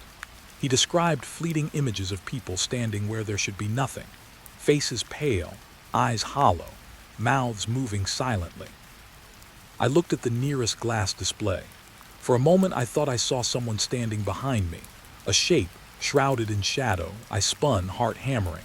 Nothing, only my reflection, pale and wide-eyed, staring back, but I could feel it watching, waiting, judging my every movement. My hands shook. Another story, Marlene, the clerk who had quit without notice. She described a drawer that always returned to its original spot, no matter how often she moved it. Inside, she claimed, were old reports of incidents that never officially happened. When she tried to read them, the text blurred, rearranged itself, or sometimes spelled out threats. She wrote about hearing her own name whispered in empty hallways. I opened a drawer near my desk. My breath caught. The folders inside shifted on their own as I approached. I could swear one was moving against the grain of gravity, sliding up a shelf ever so slowly. My fingers trembled as I touched it. Inside, the report had names scratched out and rewritten in a jerky, unnatural hand. Dates didn't align. Events contradicted themselves. The deeper I read, the more I realized that these files weren't just documents. They were living memories, memories that watched me as I watched them. The whispers grew louder, or perhaps more coherent. I thought I heard my name again, a soft, deliberate hiss. I stepped back. The shadows between the shelves seemed to stretch taller. The walls, barely perceptible at first, now felt as if they were narrowing, compressing the space around me. I tried to calm myself, tried to tell myself I was imagining it, but the truth was, the archive had always been more than a building. I remembered the final note from Harris. The last ones who stay, they join the stories. They become part of the whispering. You don't see them, but they see you. A chill ran through my spine. I spun toward the nearest shelf, heart hammering. And for a moment I saw it, not fully. Just a flicker of movement, a silhouette of someone standing behind the files. Pale, still, and waiting. I stumbled back to my desk, hands shaking. The stories kept repeating in my head, one after another, layering on top of themselves until I couldn't tell which was real, which was memory, which was warning. I thought about all the previous workers, all those who had vanished or quit abruptly. They weren't gone. They were trapped in the files, in the whispers, in the shifting walls. I was beginning to understand the truth, and it terrified me more than I could say. I tried to organize the files, desperate to maintain some control, but each folder I touched seemed to resist me. The shadows in the corners grew bolder, stretching toward me, coiling along the edges of the shelves. My pulse thundered in my ears. I could feel my own breath, ragged, each inhale a reminder that I was alone, and not alone. Then I heard it, a faint laughter, low and distant, as if coming from within the walls themselves. Not human, not entirely, but mocking. I spun, eyes scanning every row of shelves. Nothing. And yet I felt it, eyes on me, hundreds of them, from every folder, every case file, every yellowed piece of paper. I could feel the gaze of the past night shift workers, watching from inside their own stories, waiting for me to stumble. I sank into the chair, gripping the edge, trying to ground myself. I told myself it was just stories, just notes left by people before me. But deep down I knew it was. It never was. The archive had a memory, a will. It preserved them, fed on them, and now it fed on me. The stories weren't finished. Every file was a fragment, every whisper a thread. I could feel the room leaning in closer. the shadows elongating, twisting subtly in the corners of my vision. Time no longer made sense. The night was endless. I could read story after story, see the same patterns repeat, watch shadows flicker in the peripheral, and still I would learn nothing of how to leave. I could feel the walls closing, not physically, but psychologically. Every story, every warning, every scribbled note was a tether, drawing me deeper into the archive's consciousness. The whispers became clearer, names, events, warnings, all layered on top of each other. The past night shift workers were still here. They were watching. They were waiting. I looked at my reflection in the glass display one last time. My own face was pale, eyes wide. But for a split second, I thought I saw another figure behind me, standing perfectly still, expressionless, observing. I blinked. Nothing. Or perhaps it was always there. Perhaps it had been watching since the moment I arrived. And as I sat there, alone but not alone, the stories pressed in from every corner. Their weight, their whispers, their shadows. They were patient, waiting for me to understand, waiting for me to join them, waiting for me to become another tale in the endless archive of the night. I shouldn't have opened it. I knew I shouldn't have. But there it was, wedged between the mundane case files, a manila folder with no label, tucked behind the worn spine of another file. The corner was frayed, yellowed with age, like it had been waiting for someone, me, to pull it free. The moment I touched it, the air shifted. A subtle chill creeping along my arms, through my chest, settling behind my eyes. I lifted it slowly, almost reverently, and the sound of the paper scraping against the desk felt impossibly loud in the silence. I expected dust, cobwebs, the faint must of decay. Instead, it smelled of something old, but not just old. Heavy, stale, almost like the scent of fear itself. Inside, the first page was simple: a name, date, job title. Riley Harper, night shift clerk, 1997, missing. The words felt sharp, cutting through the hum of fluorescent light. I leaned closer, tracing the letters. Missing. Not retired, not transferred. Missing. My stomach twisted. Something about the handwriting was familiar. The loops of the letters trembled as though the pen itself had shaken with fear. I read on. The case notes were brief, almost perfunctory. Riley Harper had started his shift at 11 p.m. and was never seen again. There were no witnesses, no signs of struggle. Just an empty workstation, a chair pushed back as if in mid-turn. The report ended with a single, scrawled note in the margin: "He's still here." I froze. The words weren't part of the formal report. They were added later, smaller, like someone whispered them onto the page. My pulse quickened. My eyes darted around the room. Shadows pooled in the corners, deeper than before, heavier. The hum of the fluorescent lights seemed to pulse in time with my heartbeat. I shook my head, telling myself it was nothing. Just a story from 26 years ago, but the feeling didn't leave. It followed me, curling along my spine, making the small hairs on my arms stand at attention. I should have set the file down, walked away. But curiosity anchored me in place, a stone in my chest. I needed to know what had happened. The next pages were sparse. Notes from security cameras, flickers of movement, unexplained static. A colleague's testimony. He said he heard whispers, thought someone was calling his name. I told him it was nerves. He laughed. I laughed too, but it felt hollow. I knew what it was like to hear whispers where none should exist. I'd felt it in this very archive in the middle of the night. And then a photograph fell out. I didn't see it at first, only felt the paper slide across my fingers. A small, grainy image of Riley Harper sitting at his desk, or maybe standing. The graininess made it impossible to tell, but I could swear his eyes were looking right at me, sharp and empty, as if the camera had captured something beyond the lens. A noise made me jump, soft, faint. A scrape like a chair moving, a step where there should be none. I spun around. The shelves stretched, shifting slightly like the walls themselves were breathing. My chest tightened. My hands shook, but I forced myself to focus back on the photograph. The room felt smaller suddenly, the air thicker, every shadow deeper, curling toward me. I turned the page. Another note written hastily in pencil. "He hears you, he waits." I swallowed hard. My mind flashed to the first chapter, the stories of shadows and whispers. The walls around me felt closer, pressing in. I could feel a presence behind the shelves, patient, waiting. My heartbeat thudded so loudly it echoed in my skull. The following pages contained fragments of Riley Harper's last shift, time-stamped notes, a log of mundane tasks, each ending abruptly. The last entry, I think the files moved. No, they did. Something called me from the back row. I can't see, I can't leave. The rest was smudged, indecipherable. My hand shook as I turned the page, half expecting the next to be blank. But there it was, another photograph.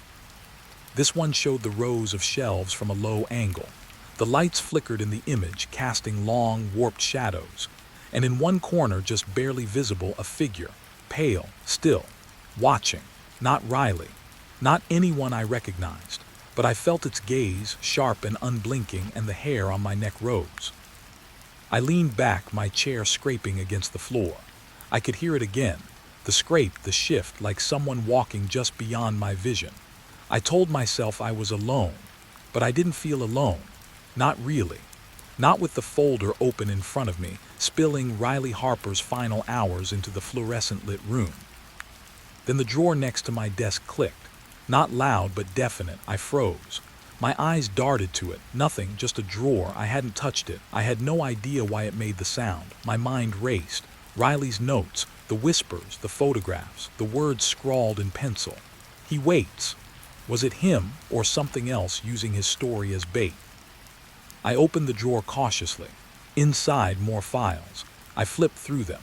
Cases similar to Harper's, night shift workers missing without explanation, their last reports marked with cryptic, ominous scribbles. Each one a fragment, each one pointing toward the same pattern. The archive wasn't just a repository of police files. It was a trap, a record of disappearances preserved in ink and paper. The clock on the wall ticked loudly. I realized I couldn't remember the last time I had looked at it. Time felt off, distorted. I could feel the archive pressing in, its history folding over me. Every folder, every note, every whispered name pressing against my skull, telling me I was next if I wasn't careful. I found one more page. Riley's final message, more frantic than before. The files want you to stay. They know your name. They remember everything you've read. Don't look away. Don't leave the desk. My hands froze. I hadn't even considered leaving. But the warning cut sharper than any knife. The room seemed to grow darker, the fluorescent lights flickering more violently. Shadows crawled along the walls. I felt a brush of movement behind me. I didn't turn. I didn't dare. My pulse roared in my ears. The whispers started again, faint at first, then stronger. I could make out fragments. Reading, watching, next. My skin crawled. My breath came shallow. Every instinct screamed at me to leave, but I couldn't. I was anchored by the folder, by curiosity, by the sense that if I looked away, I would miss something critical. The air shifted suddenly, cooler, denser. I could feel it wrap around me like a hand. The shadows lengthened, stretching along the floor, curling around my chair. I tried to calm myself, tried to rationalize. Maybe it was fatigue, the isolation, the eerie stories piling on top of one another. But deep down, I knew it was. Something else was here, watching, waiting. And it had Riley Harper's last hours written all over it. I glanced at the photograph again. That pale figure in the corner, unblinking, patient. I realized then that it wasn't in the photo before. I would have remembered it. My eyes widened. The figure was closer, closer than before. And I felt it behind me now, even though nothing was there. The whispering crescendoed, overlapping names, overlapping warnings, overlapping fragments of the past, each one pressing against my mind like the walls themselves were tightening. I could feel the file trembling in my hands. It wasn't me. I wasn't shaking it, but it pulsed, almost like it had a heartbeat of its own. I forced myself to look at the next page, my vision blurring, the room spinning slightly. And there it was, Riley Harper's final words, written across the margin in pencil, larger, more urgent. He's here. Don't look up. Don't leave the desk, or you'll join the story.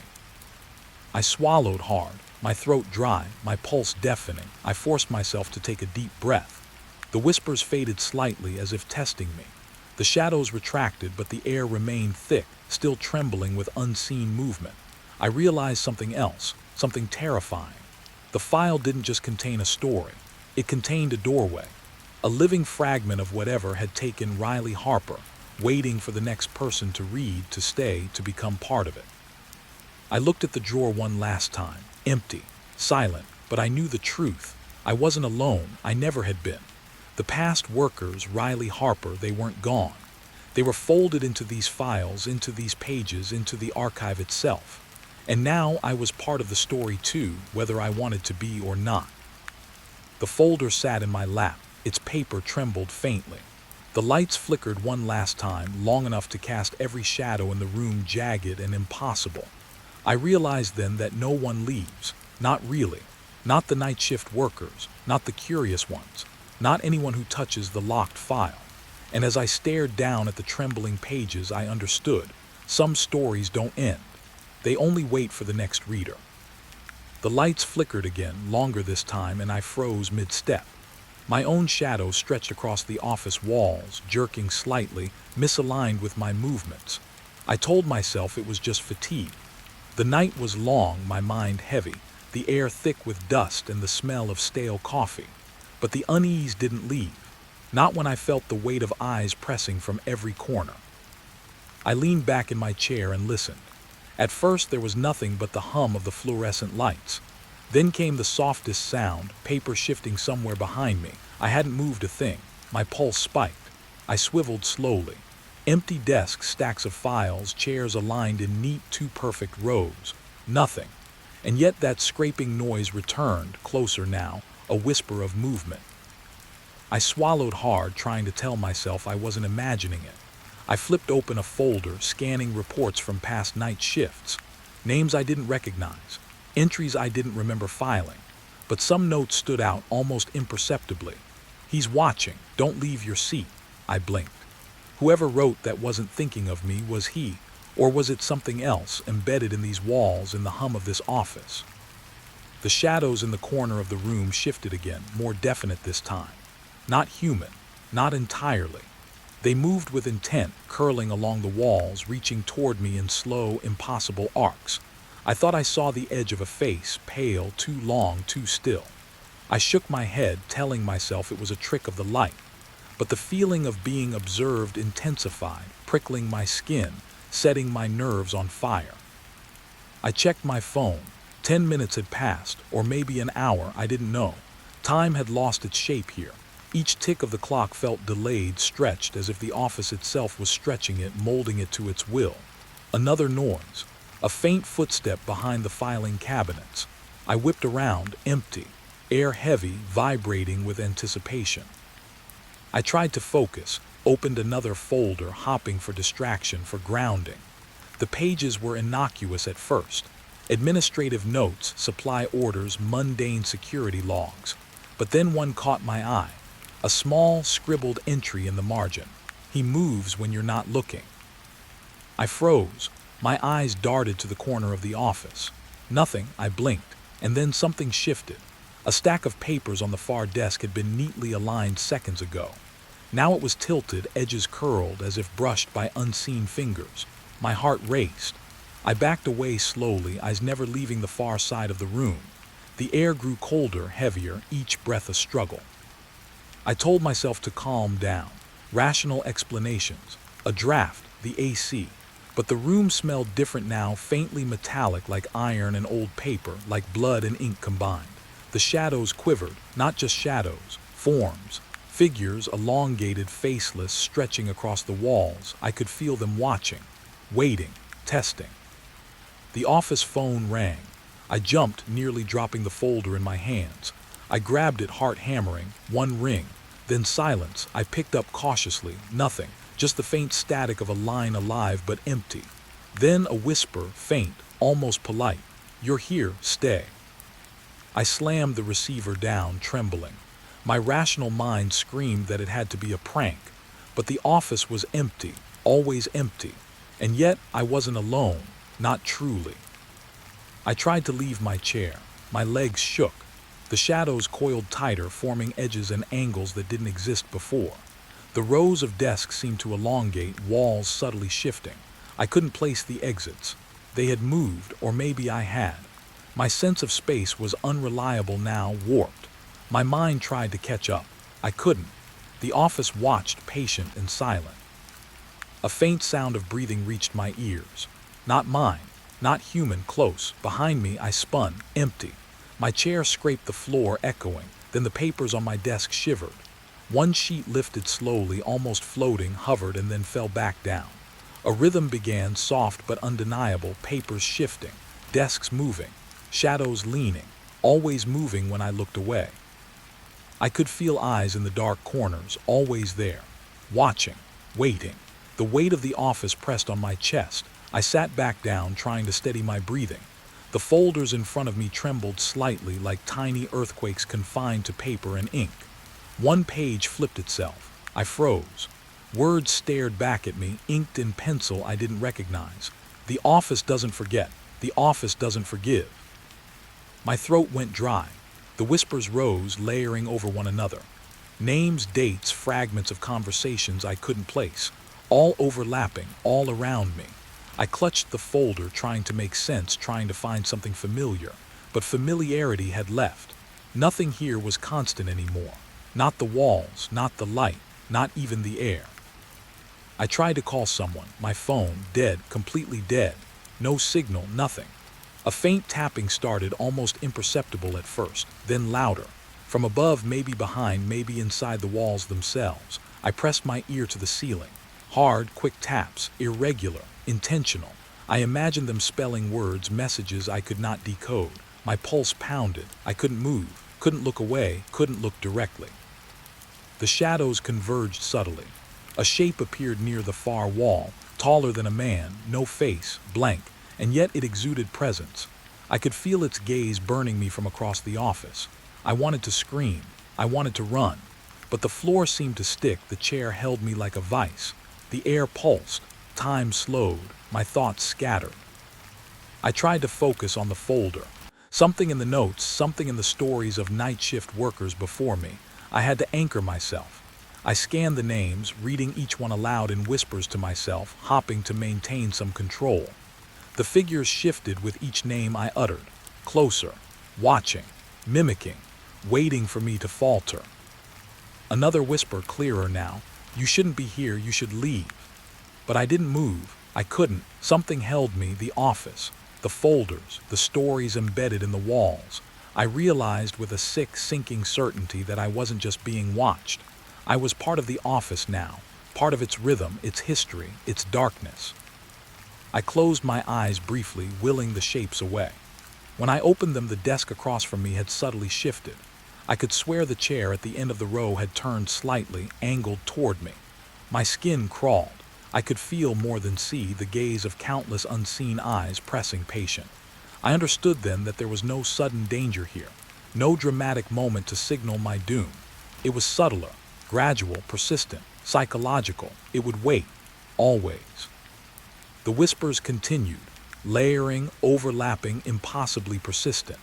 I could hear fragments of past conversations, warnings, pleas, observations from people long gone.